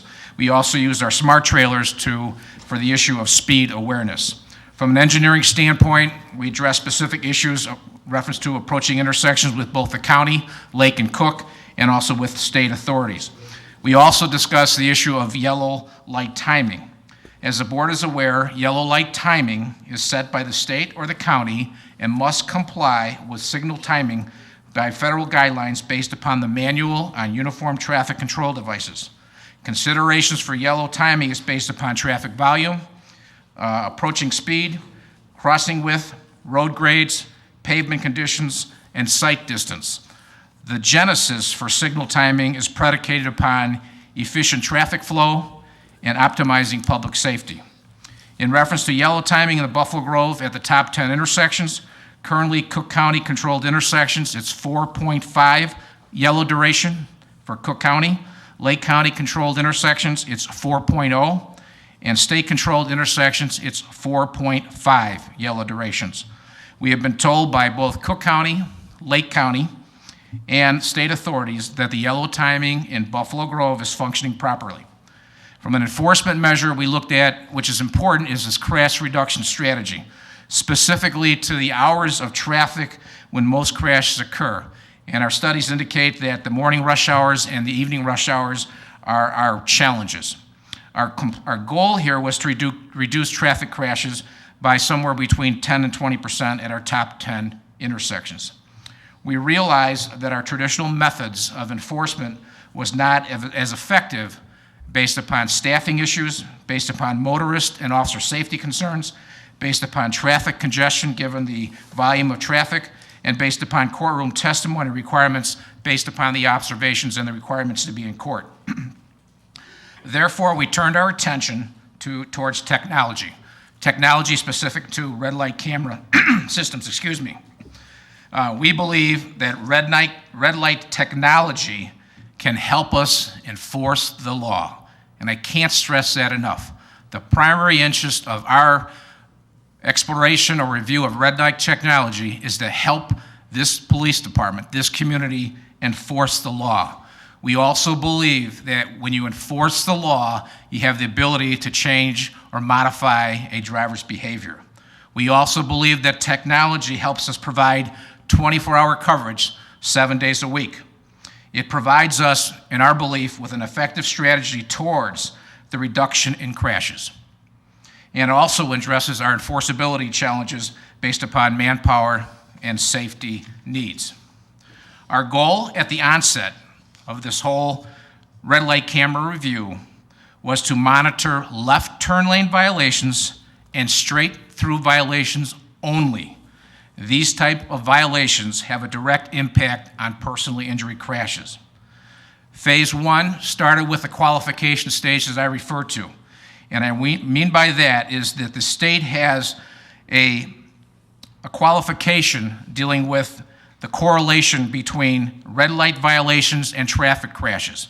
And how they reach that level first starts with gathering historical data based upon the last 3 years of IDOT crash information, which stands for the Illinois Department of Transportation.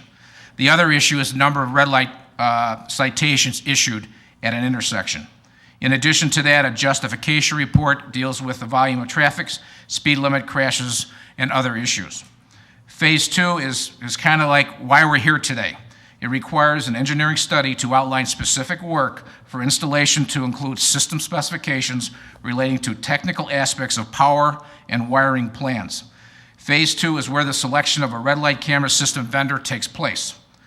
In our search for a red light camera vendor, this agency, with the assistance of our village attorney, established certain criteria for the selection of what we believe is a qualified vendor. The 6 primary criterion that I think we need to address, or at least be familiar with, is must be in compliance with the International Association of Chiefs Policy Performance Guidelines. Number 2, it uses a non-evasive detection technology. Number 3, uses an adjustable flash. No flash during the day. Number 4 is we have to find an established professional reputation that a vendor has experience with our surrounding communities. And number 5 is has an integrated Amber Alert system. And the last one is a vendor fee structure that covers the cost of an LED conversion, permit fees, equipment relocations, and addresses any cost neutrality concerns. The vendor selected during our extensive research was Gatso USA. We have several representatives from Gatso, as they indicated with us tonight, to provide a status report of the feasibility study based upon our top 10 crash locations. And with that, I would like to turn the podium over to Mr. Paul Bizzano, who I indicated is the Vice President of Sales. And we have been very happy with the professionalism that he has represented to this police department, to this village. We believe he's a man of integrity, and we feel very comfortable with presenting Mr. Bizzano to you today. Thank you.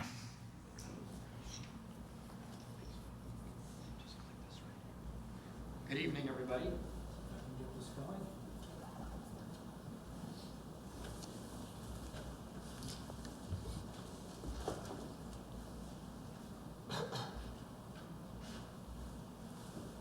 Well, thank you again for the opportunity to be here. I know it's late. We'll try to make this very short as far as our presentation, but we have quite a bit of information to share with you. Again, our whole concept here is to implement a best practices approach to photo enforcement.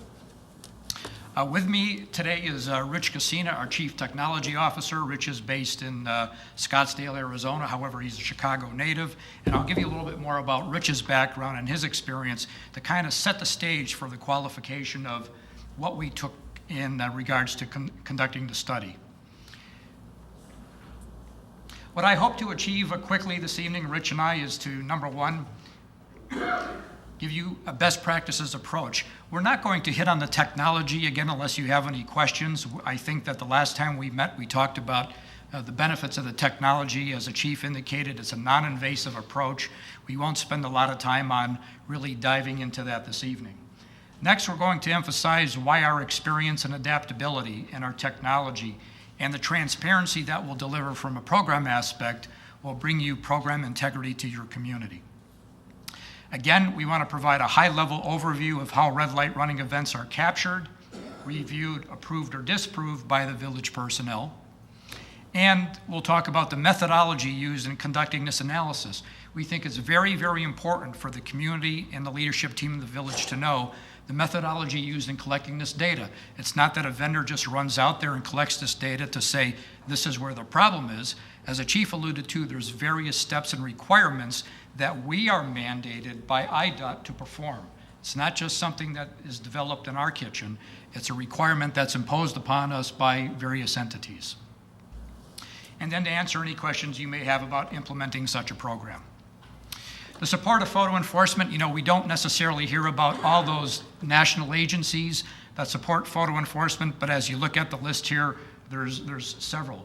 The Federal Highway Administration, the Insurance Institute, National Safety Council, Governor's Highway Safety Association, National Association of Black Law Enforcement Executives, United States Concerts of Mayors. There's several organizations throughout the United States that have supported photo enforcement, but you don't necessarily read about that in the newspaper.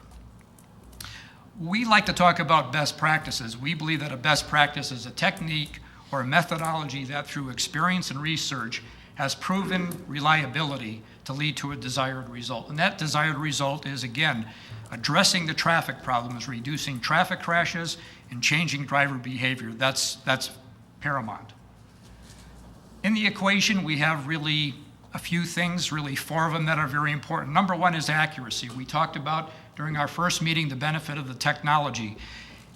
It's very, very important that you have accuracy in your technology. The worst thing you could do is implement a program where you have complaints about the ability of violations being captured when staff is spending a lot of time and they're not really violations. So accuracy is number 1. Adaptability, working with a vendor that has worldwide experience.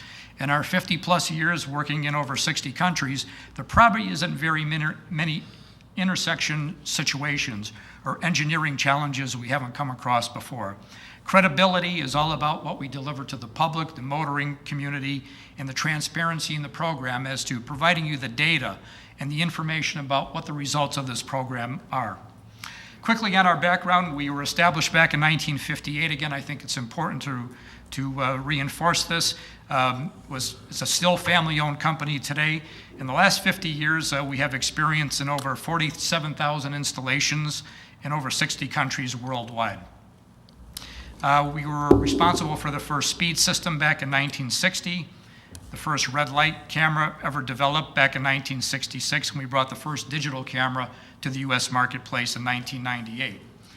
From a standpoint of customers, there's a lot of different complexities. There are a lot of different operations that we do in the United States, in Europe, and the Far East. But again, our solutions are used worldwide. In the international market, it's a very, very different standard, as you know from our last meeting. There are very stringent certification requirements that companies have to meet before you can deploy cameras at intersections, whether they are speed cameras or red light cameras. Those same technologies that have met the stringent certification standards in many countries, we bring here to North America. We don't bring a watered-down version to the United States. It's the same thing that has met time over time the stringent certification requirements, as I mentioned. Some of our customers in Illinois we talked about previously: Hanover Park, Streamwood, Libertyville, Oak Forest, Waukegan, Homewood. The Illinois State Police use our speed vehicles, Lake Zurich, and we have a few more coming on board here in the next 60 days.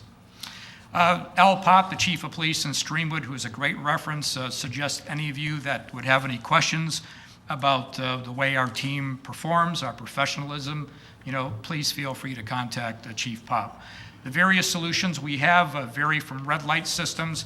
The upper right is the Illinois State Police work zone vans, to the bottom left, Washington, D.C., marked units for speed enforcement. And also, you'll see in the next slide, stationary speed systems in DC, railroad crossing photo enforcement systems in Los Angeles, and internationally we do section control systems, and we're bringing the first one here to the United States here later this year. From a best practices approach, again, there's 4 key pieces: detection, how we detect a vehicle when there's a violation, the imaging itself, the encryption, and the back office processing. But I'd like to talk about the next important piece is that when the photographs are captured, before we process them, we sit down with the village and we have a very comprehensive discussion to identify what constitutes a violation. What constitutes a violation is not our decision, it's the village's decision. And one very basic example is if a vehicle crosses the stop bar, but then stops, is that a violation? In 99% of the situations, it's not a violation. But those type of decisions, what happens if a vehicle is involved in a funeral procession and runs a red light? What's the village's policy on that? So we sit down with all of our customers, we go through a comprehensive discussion to talk about what constitutes a violation, so we know what business rules to apply to those violations, which in turn the village ultimately has a final response. From a back office processing standpoint, we apply those business rules. We look at all the violations, we apply that, we send them to the village, and I'm going to show you quickly what the officers will see on their screen in approving violations. Community outreach. We talked about a very comprehensive plan. I have to compliment the police department for some things above the norm, where they want to go with bringing community outreach just beyond the public relations side of it. Now, this is what the officers would see as they review violations. An officer signs in every day. Again, we apply the business rules to what the village has determined as a violation. I come to the screen here. I can pick a series of photographs to look at. So the next one I'm going to click on will be a violation. So I'm looking here. I happen to be using some data from one of our customers in Lake Zurich. But if you can look at the screen, I know it's hard to see. You have a black SUV before the stop line. In Lake Zurich, as all of our customers say, photograph number 1 has to be taken with the vehicle's tires stopped before the white line and the light in the red position. So that's photograph number 1. In that photograph, the officer can look at what is called a data bar. On that black bar going across the screen from left to right, there's key bits of information: the date and time of the violation, red 1.46, how much time red was illuminated, how much yellow time was shown, the speed of the vehicle at the time of the violation, and some other key components that the officer will look at to ensure that it meets the business rules. One of the things that we're very, very proud of is that at the time of the violation, that data is encrypted and attached to the photograph inside the camera. When we talk about chain of evidence, I had mentioned this once before. In our 51 years in over 60 countries, we have never lost a court case dealing with the encryption and the security of our evidence. Now, there are occasions in some international locations where there will be a court case that'll overturn a conviction and fine revenues are paid back. And that is merely because from a user standpoint, there's a user error in the way the system is used or the way the user has not calibrated it properly. But purely from a standpoint of chain of evidence, in 51 years, we have never lost a court challenge, and we're very, very proud of that. Now, the officer, again, could blow up the picture, take a look at that SUV again. You can see I see a clearer photo of it. Down below is the black data bar with all the information. The next photograph, again, would be photograph number 2, which is the vehicle within the intersection. Again, we sit down and establish these rules. So then the officer from this point forward can click on again and go forward and look at the close-up of the license plate to make sure that license plate coincides with the information obtained from NLETs, from vehicle registration. From this point, the officer can play the video. We provide a 6 to 10 second video of the vehicle running the red light. The vehicle in the video is captured before the light turns typically, and as the vehicle goes through the intersection, the officer can play the total video back to make an additional determination of the offense. This is a video, what it would look like, but one of the things we can't show actually the video running because we just put this on the computer here. But one of the things we also provide is prima facie evidence. At the bottom piece of the video screen, you'll see some data which coincides with the still photographs. We're very proud to provide this data, so from a standpoint of chain of evidence, we have a very solid evidentiary packet of information. Yes. Next is where the officer would make a determination to approve it or not. They would click on create a violation, a secondary box pops up just to provide another level of security to determine if there's a violation. If the officer says this is not a violation, he or she rejects it and picks from a drop-down menu of various reasons why this does not meet your business rules. And every month there's going to be management reports that provides a lot of transparency about who approved the violations, who disapproved them, and what are the reasons. Further, as I talked about in the management reports, there's all kinds of data on a monthly basis that the village can provide. We can look at a whole lot of basic information regarding violations, citations, payments of fine, and management. One of the things that the chief talked about, we're very proud to present, is we believe is a value add is our Amber Alert technology. And quickly what that means is let's say that there was an abduction or we had a serious crime in the village. By signing on to the system, we can put in a partial license plate or the full license plate and activate our cameras to begin a search in real time of that vehicle. If our camera spots that vehicle, a partial plate or the full plate, within 20 seconds, an email will go back to whoever the police department wants. Generally, it's dispatch or a group email address, and provides information on the last known location of that suspect vehicle. Further, thank you. We have a video archive capability, and this is very handy. We've had many customers here, Lake Zurich included, with traffic accidents or other situations, go back a few days and go to a camera and say, give me the video from 2 days ago at 9 a.m. I want to replay that accident and use it for reconstructing the accident itself. We also have live stream video monitoring. So let's say we have a water main break or a public safety issue at a particular intersection that's camera controlled. By security, a user could go on, sign on, and go and look at in real time what's occurring at that specific intersection.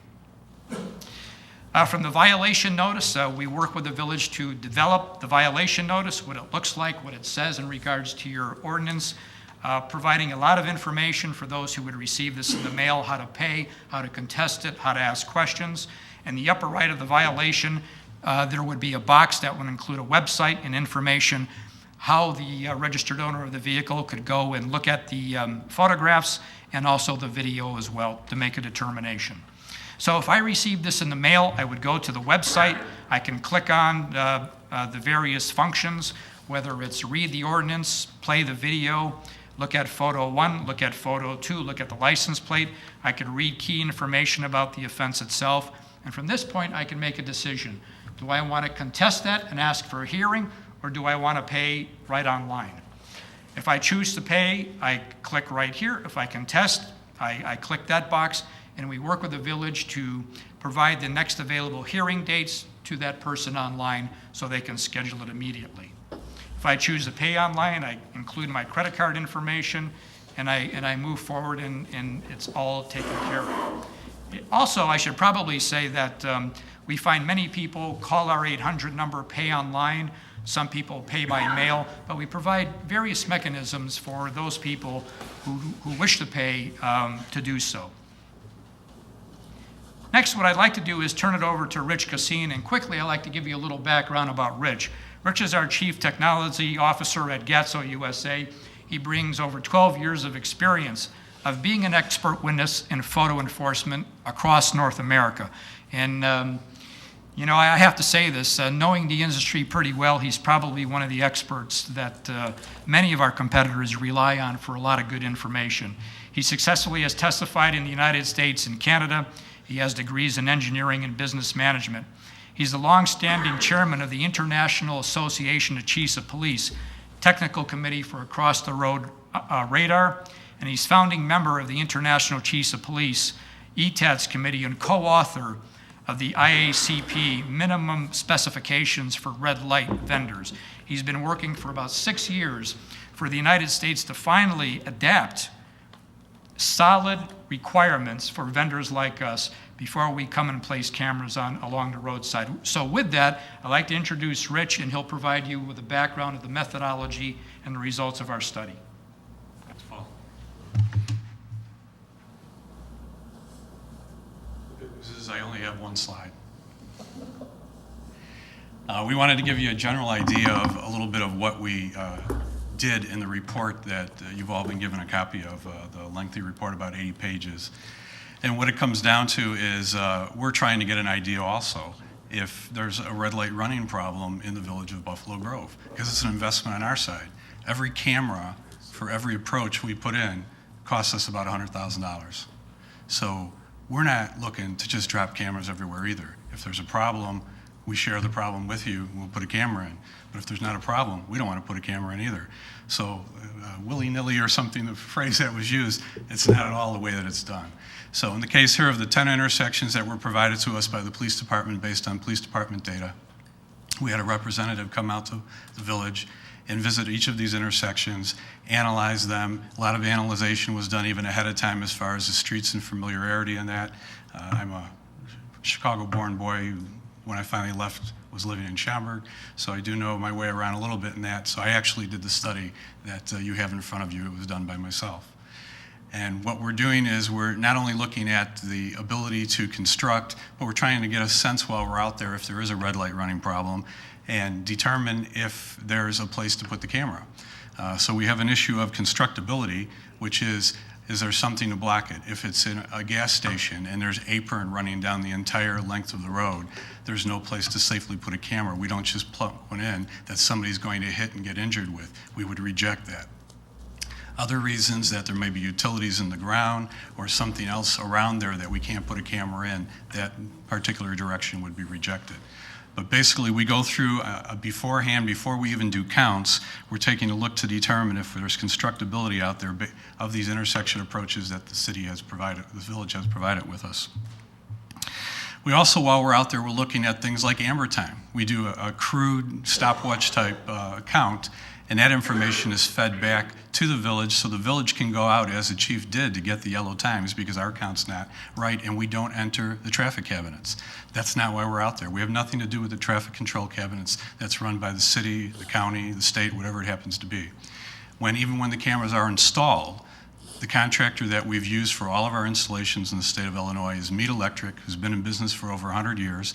And if you have a problem at an IDOT intersection, Mead gets the call. They take care of all the maintenance for the state. So they're the only ones that go in the cabinet. They're the only ones that touch things. But that's after the fact, after we've agreed that there's going to be a program and everything is done.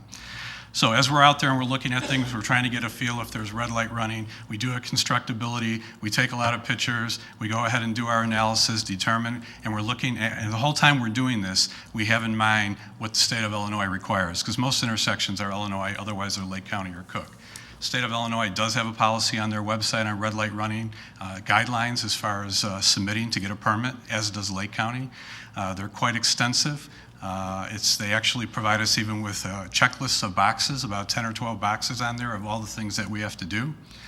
And we adhere to that as we're doing this report because we know we have to turn that information in.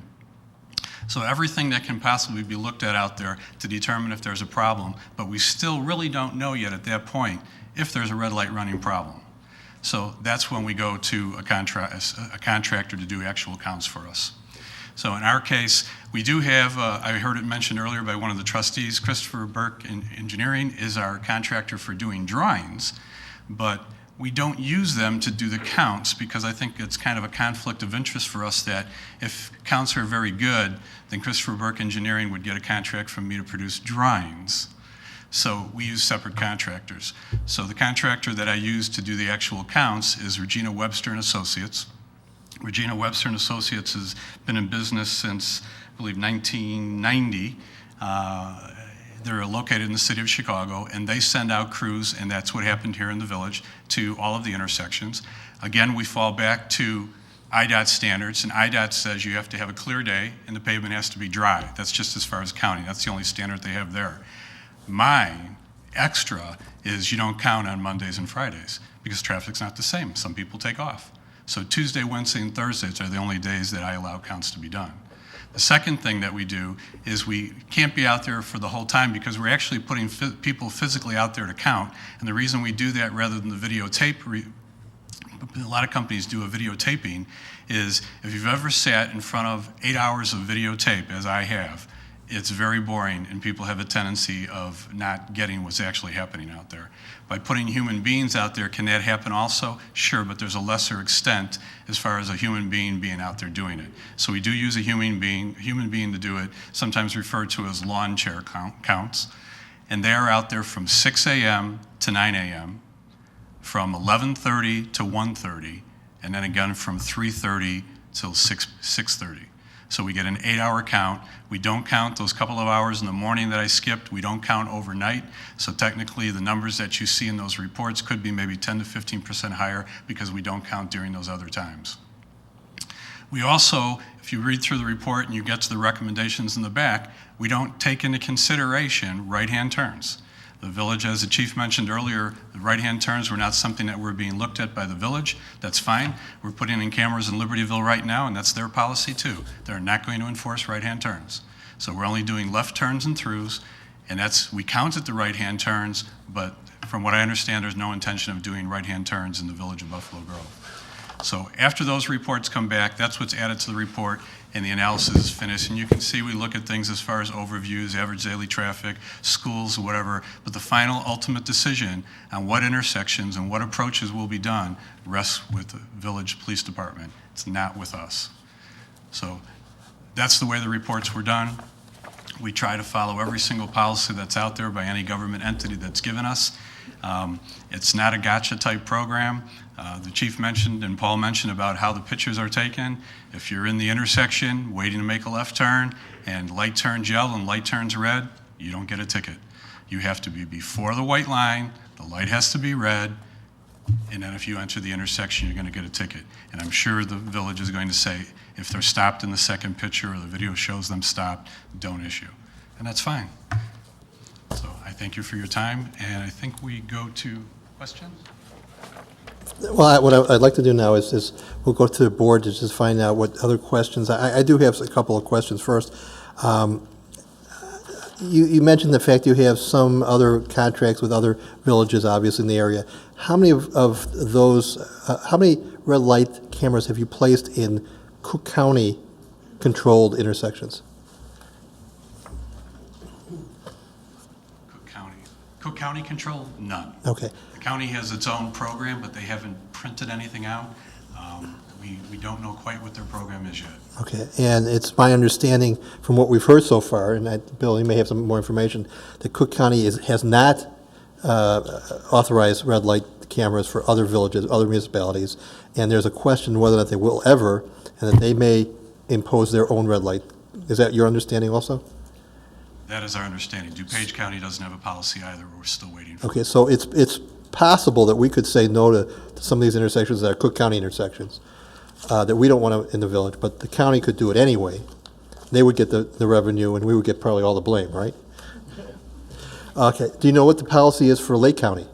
Lake County's policy is exactly the same as the state's, with the exception of they have one extra step of doing an analysis of multiple other intersections around the one you're looking to do. And sometimes they do ask for a speed study. Okay. You know, I was looking at the information we received from you, the data. We received this. First, let me go back a little bit and to tell the people who are here in the community that this is not the first time we've been talking about this generally. This has been going on for about 2 years. 2.5 years that when the police chief first came up with the suggestion. We've been studying it in some degree. In fact, I think about 10 months ago we had a finance committee meeting in which your name was brought up. At that time, I know somebody on the board has suggested that if it's safety, we should do it then. And I think the comment that I made at the time was, let's make sure we need it. Let's get the counts first before we do it. Now we have the counts, okay, and I appreciate that. But unfortunately, my view of the counts is not what I thought it would be, to tell you the truth. First of all, I'm surprised at the number of violations. Not that there are violations, but the number to me is extraordinary. I think in an 8-hour day, I think there were 1,600, over 1,600 violations. And for instance, I looked at Arlington Heights Road and Lake Cook Road, the northbound through violations, just the through in those 8 hours, was 114. To me, that was astronomical. I can't believe that figure, just my own personal observations, and my office is at the corner there, I can't believe that many going there. I was disappointed because I sat down with the chief to look through and understand these figures, and I was hopeful that there was some video, that we could see it, that we could review it to say, were these correct or not. It was disappointing to me that it was not done in video, that it was by a person that was manually done, and there's, I think, a greater degree of problems with that. To me, it's unbelievable. There's 1,600, and I think it was 1,633 violations. But it was also surprising to me that as a result of that, there were only, in 2008, for the whole year, there were 37 crashes at those 10 intersections. That was surprising to me. And then when I looked and I asked the chief to more information, as intersection only for known causes for the years 2006 to 2008, for red lights from 2008, there were 16 crashes that we believe are caused by the red light violations, which is maybe about 1 1/3, 1 1/2 per intersection. Awful lot of violations and not a lot of, thank God, not a lot of accidents. Nobody wants to have any accidents, obviously, and any injury as a result of it is not a good thing. But I'm really questioning the need for a lot, for really a de minimis amount of accidents. And if you take away the ones from Cook County, that we probably won't be allowed to put a camera there, it's not a lot of violations or crashes at all. And I don't know, I haven't heard anything from the chief or from you guys as far as whether or not these cameras will actually reduce the number of those accidents. I assume they could. In fact, actually, the number has gone down over the last 3 years anyways. But I'm just, I don't know if you've proved, at least to me at this point, that the need for it is there. Now, people have been saying that we would be doing it only for revenue, and I think it's been clear by the board that we haven't identified that.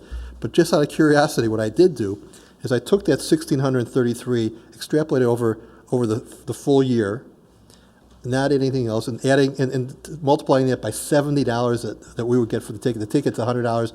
We would get 70%. You get 30%, and that would be approximately $40 million, which is extraordinary. It's extraordinary figuring at I was dreaming that we could do away with the real estate tax and a lot of different taxes, but obviously having the cameras there would reduce that number tremendously. But as far as the safety is concerned, are there any studies that you have that affirmatively show that there would be a significant reduction of crashes in injuries, not just crashes, but injuries as a result of the cameras?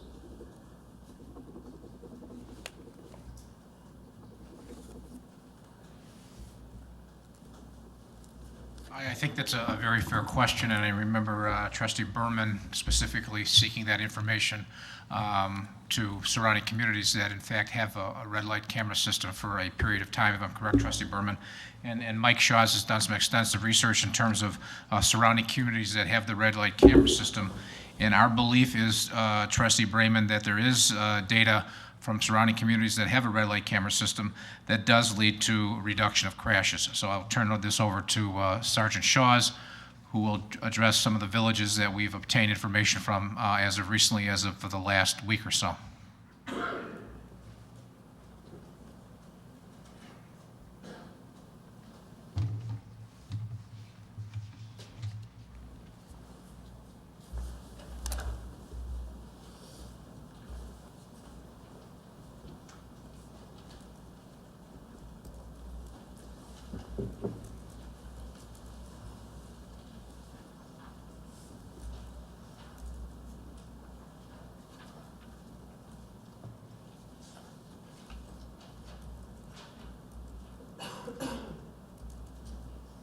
First slide that we have is Chicago intersection crash data.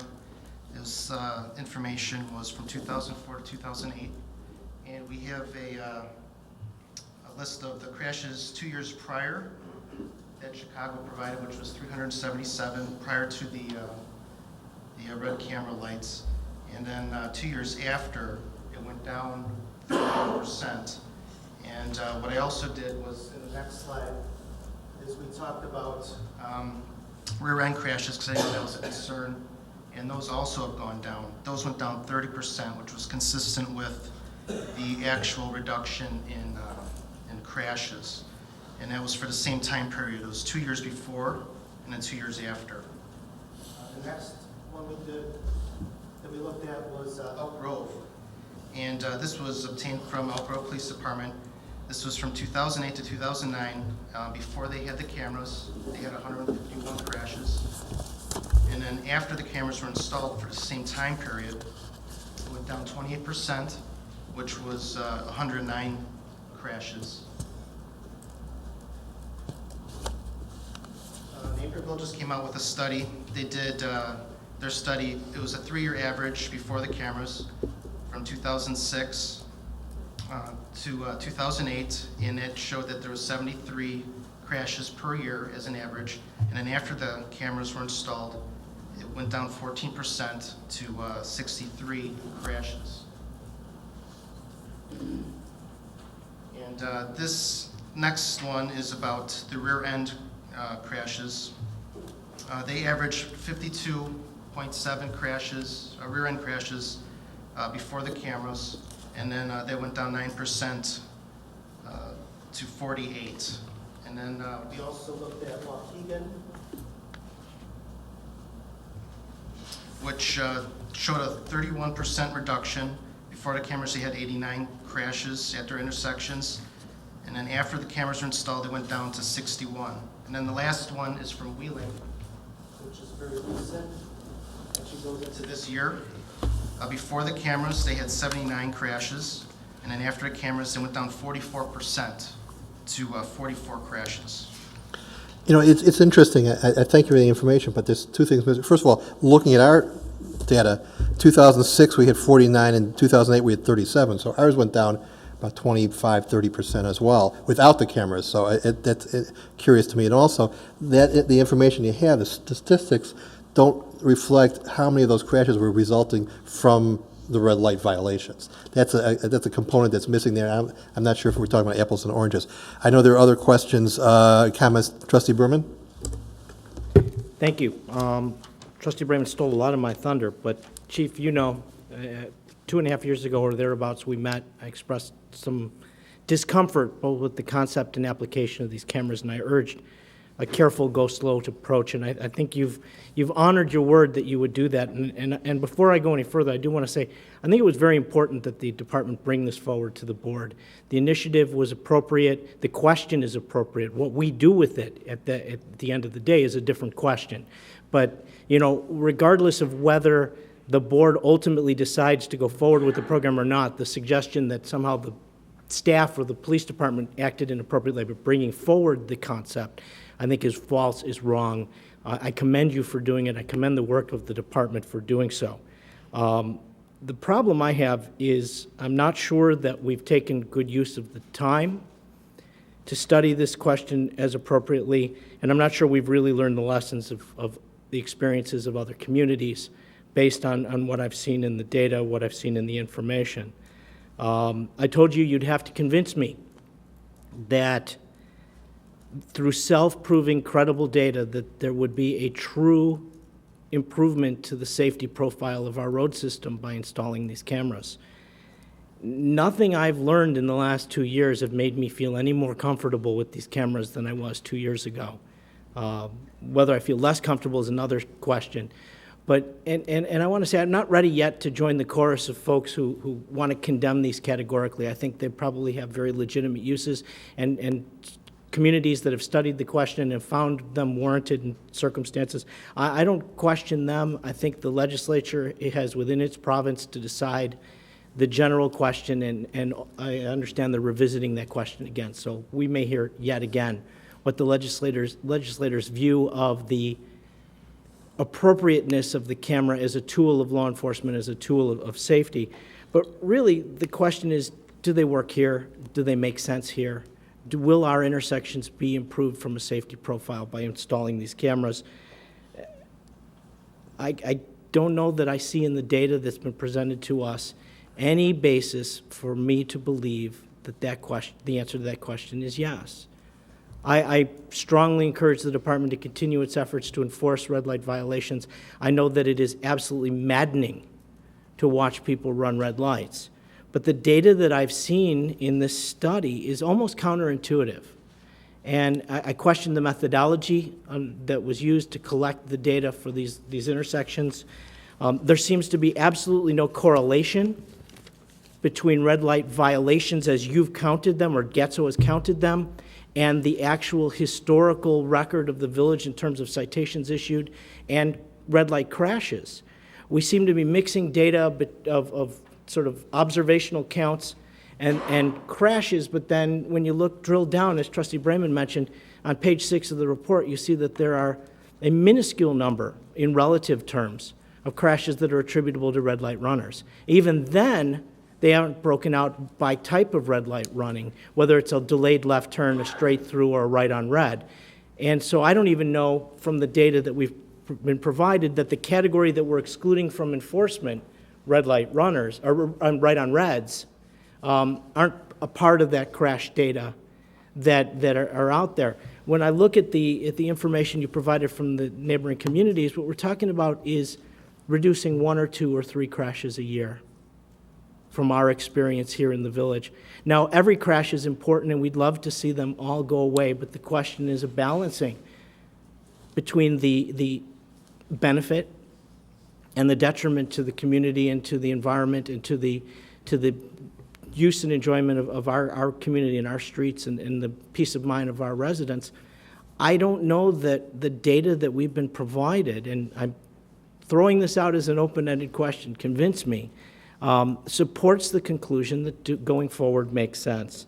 What did I see? 47 crashes over 3 years you've attributed to red light runners out of a total of 919 crashes. It's less than 5% of the total crashes. If Trustee Brayman's math is to be followed, it's maybe 1, maybe 2 per intersection. Is it worth the anxiety? Is it worth the concerns that the residents feel, whether it's Orwellian or otherwise, with the presence of this camera system? I question whether the benefit is really there. I also look at the counts, red light runners, and how you rank them versus the counts of actual crashes. And it seems as though the intersections in which you've counted a high volume of red light runners, you'd expect to find crashes, but in fact, that's not what's there. The data says quite to the contrary, that your highest volume red light running intersections and ones that you've recommended, Getzo has recommended installing the cameras, do not have a history of significant crash volume or injury crash volume related to red light runners or otherwise. And if we define the goal of improving safety as reducing red light crashes, red light runner crashes, which is what the department has always touted to us, let's eliminate those horrific crashes that result from red light runners, then there isn't much margin for improvement. We're doing a pretty good job. As Trustee Brayman pointed out, the number of violations has gone down, the number of crashes has gone down, and there isn't a lot to be gained from installing these devices, particularly at intersections where we have a low crash history. Now, go one step further. The report says that Lake County is applying more stringent standards than even IDOT, and I know that was contradicted by something that was just said a moment ago, but the report in writing says that Lake County standards are more stringent than IDOT. And anecdotally, I'm told that it's difficult to get approval from Lake County. We've also heard tonight that Cook County is not approving any intersections for these devices by installation of these devices by municipalities. The top 4 intersections listed in this report in terms of violations are Cook County and Lake County intersections, which means now we're down to our 5th choice of intersection. Before we even get started, the odds are you're not even looking at your top 4 intersections for installation. At that point, the safety rationale becomes a pretty thin gruel. And I have difficulty with that rationale. So while I appreciate all of the work that you've done, and I really do believe that it was a worthwhile effort, a worthwhile endeavor, I think the initial skepticism that not only myself but other members of the board expressed 2 years ago, the concerns we had with whether this was an appropriate program for our community are actually borne out in the data that you've generated for us.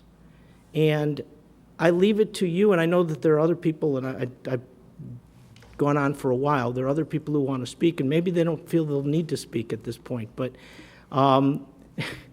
the fact of the matter is, I'm not inclined to pursue this any further unless I hear that I have completely misinterpreted this data and this information.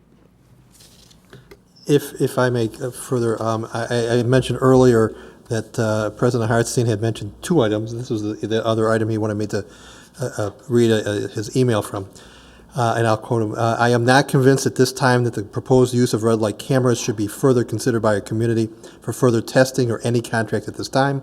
Without question, it should not be considered for right on red enforcement.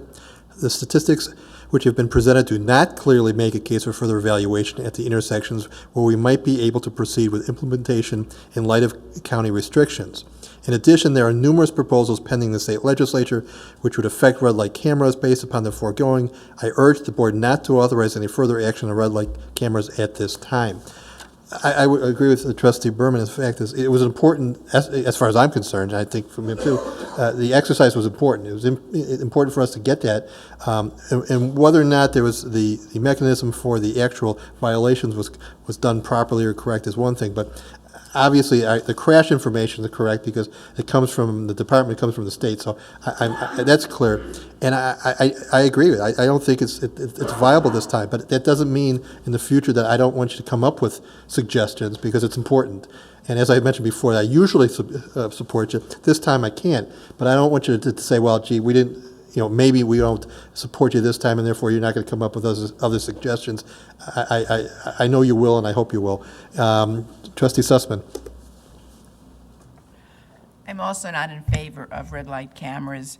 And right now, there are so many, as you mentioned, Senate and House bills before the General Assembly against red light cameras that I think it would be very detrimental for us to even vote on going any further because some of those things will not even be approved for us to do. Senate Bill 2466 was introduced by Senator Dan Duffy. It already has 17 co-sponsors, and every day there seems to be more and more co-sponsors signing up to get on that bandwagon. So at this point in time, I don't think red light cameras are the way to go. Thank you. Yeah, there's, you said 6. I think there's a special committee that sent everything to try to work something out, and I wouldn't be surprised if they pass something along that, but exempting out the city of Chicago. Trustee Stone. Well, I just want to say that when you did your presentation for us many months ago, it sounded like a fabulous idea because it was going to save lives. We didn't hear the other side of the issue, though. And now that we've had a chance to get educated on this topic, I just want to say a few thoughts that what I think about this. And that's, when looking into it, you realize that the mentality of someone that's blowing a red light, they're not necessarily people that are really going to be deterred from a red light camera. Typically, either they're drinking or they're just indifferent to really following the law. So I'm not so sure that red light cameras would really stop the head-on and the broadside collisions that are most catastrophic. And what I've learned is that it does appear to increase the rear enders, which, by looking at your study, you talk about the decrease of intersection collisions, but I don't know if that was leaving out the perimeters where the rear enders were happening. I wasn't clear on that information. That was based upon the 30-foot rule. So, okay, so it was a take, okay. That's good to know. One of the things that I thought that I wanted to ask you about, and I asked at that meeting long ago, the one quality about the camera, which is a great thing, so it's a shame that all of the other issues exist with it, is the Amber Alert. I wish that we could have those cameras just for Amber Alert and avoid all of the rest. Just be able to find if there's a child missing, you've got the license plate. maybe that is a business you can go into and forget the red light camera enforcement. But without money, just simply to find people, you know. But, right, I know. Well, wouldn't that be a nice idea? Anyway, just a concept. But one of the things I wanted to ask you about, which I find interesting, so there's this whole controversy in the country regarding red light camera, and obviously it's showing there's a problem. It's not being accepted by communities because there are issues that people are obviously getting tickets. They don't know who's driving the car because the ticket goes to whoever owns the car. So therefore, if it's my car but my two sons get tickets on a red light camera and I don't know it, and then I lend it to my neighbor as well and she gets a ticket or two, by 5 tickets you would lose your license. And that's really, well, from what I understood, you could learn your, if you don't pay, yes, if you don't pay. But either way, you are ignorant to the fact that people got tickets on your car, and if your kid you know, whatever. To me, it's high risk without knowing exactly who got the ticket. But I want to ask you a question. In the United States, it's not regulated as your company is in other countries. So remember I asked you that question long ago, and I thought, I'm talking to the gentleman, Mr. I'm terrible with names.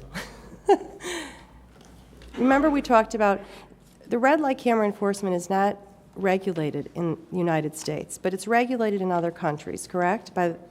So if it's not regulated, how is any community or anywhere, I think that's why we're having such bureaucratic issues, is without regulations, how can anybody sign up for something that has no standards or no real regulations other than privately through your own company? Do you see what I mean? Yeah, and I'll let Rich kind of respond to that. Well, there's regulations and there's technology. In the United States, if a company can build a red light camera in their garage and convince a town to put it in, they're in business. That's how it is in the U.S. That's why we're trying to get this standard in place for red light camera policy with the International Chiefs of Police.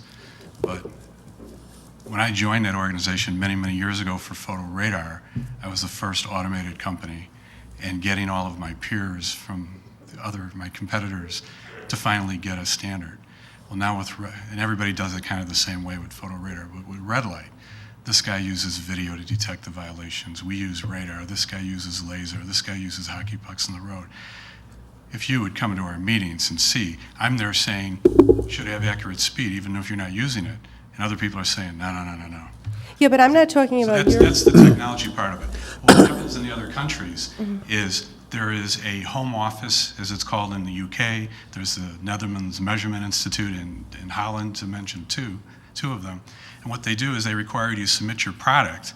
They go through it in the testing labs to ensure it works. It's not a regulation or a guideline. It just ensures that it works and it's accurate. And once you get that certificate, the courts accept it that it works. So that's what happens in the other countries. In this country, what we have is from the U.S. government guidelines for a red light camera program. Well, I personally think that when there's accountability through regulations by government, by the country, to me that's a certain stamp of assurance that there is someone watching over. Not to say that your company would do anything underhanded, but I'm simply saying that that is something that I think. I can provide that from several countries. Right, but I'd want to see it in our country. I'd want to see our country regulating.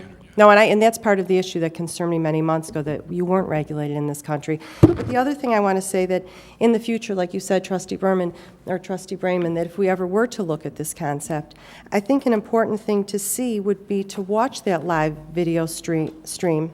As someone that would be voting on it in our community, I'd want to watch that and actually see the behavior of the collisions that are being avoided and then the collisions that are actually coming about from those situations, to really take a look at it rather than just watching statistics, numbers on paper, but to actually watch the behavior of what red light cameras do. Because the biggest issue is that people say that it's causing so many rear enders that it's greater than the actual collisions. But then again, they say the collisions are so catastrophic that they're not as bad as the rear enders.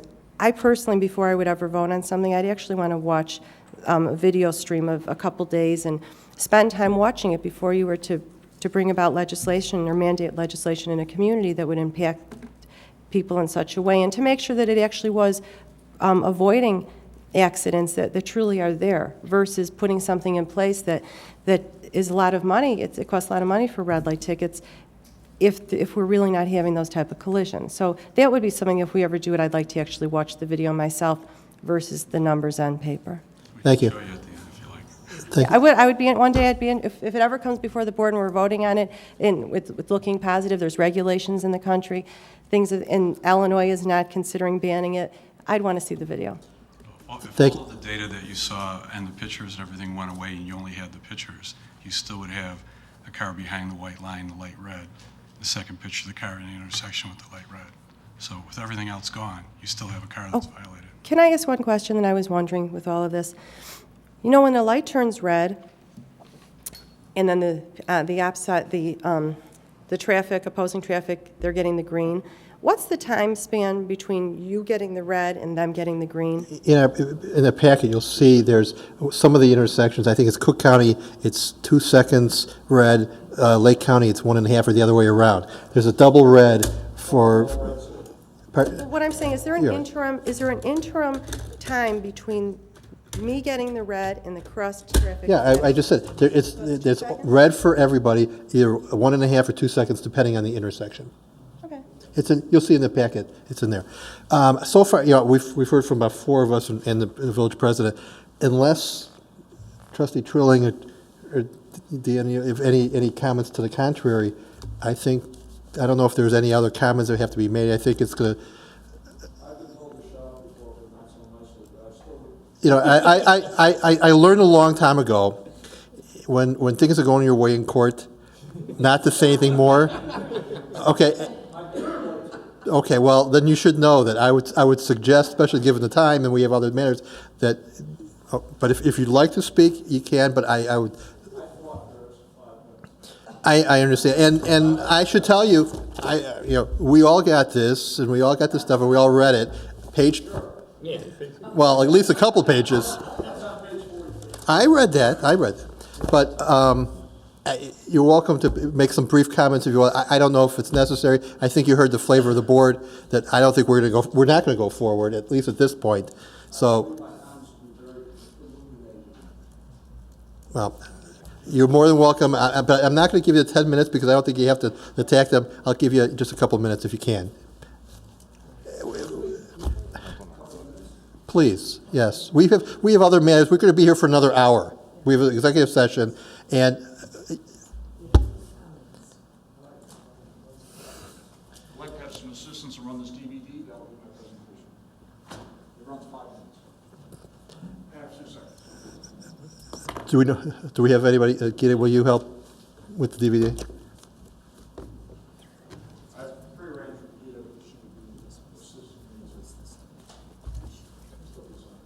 By the way, if you don't want to go, my name is Barnett.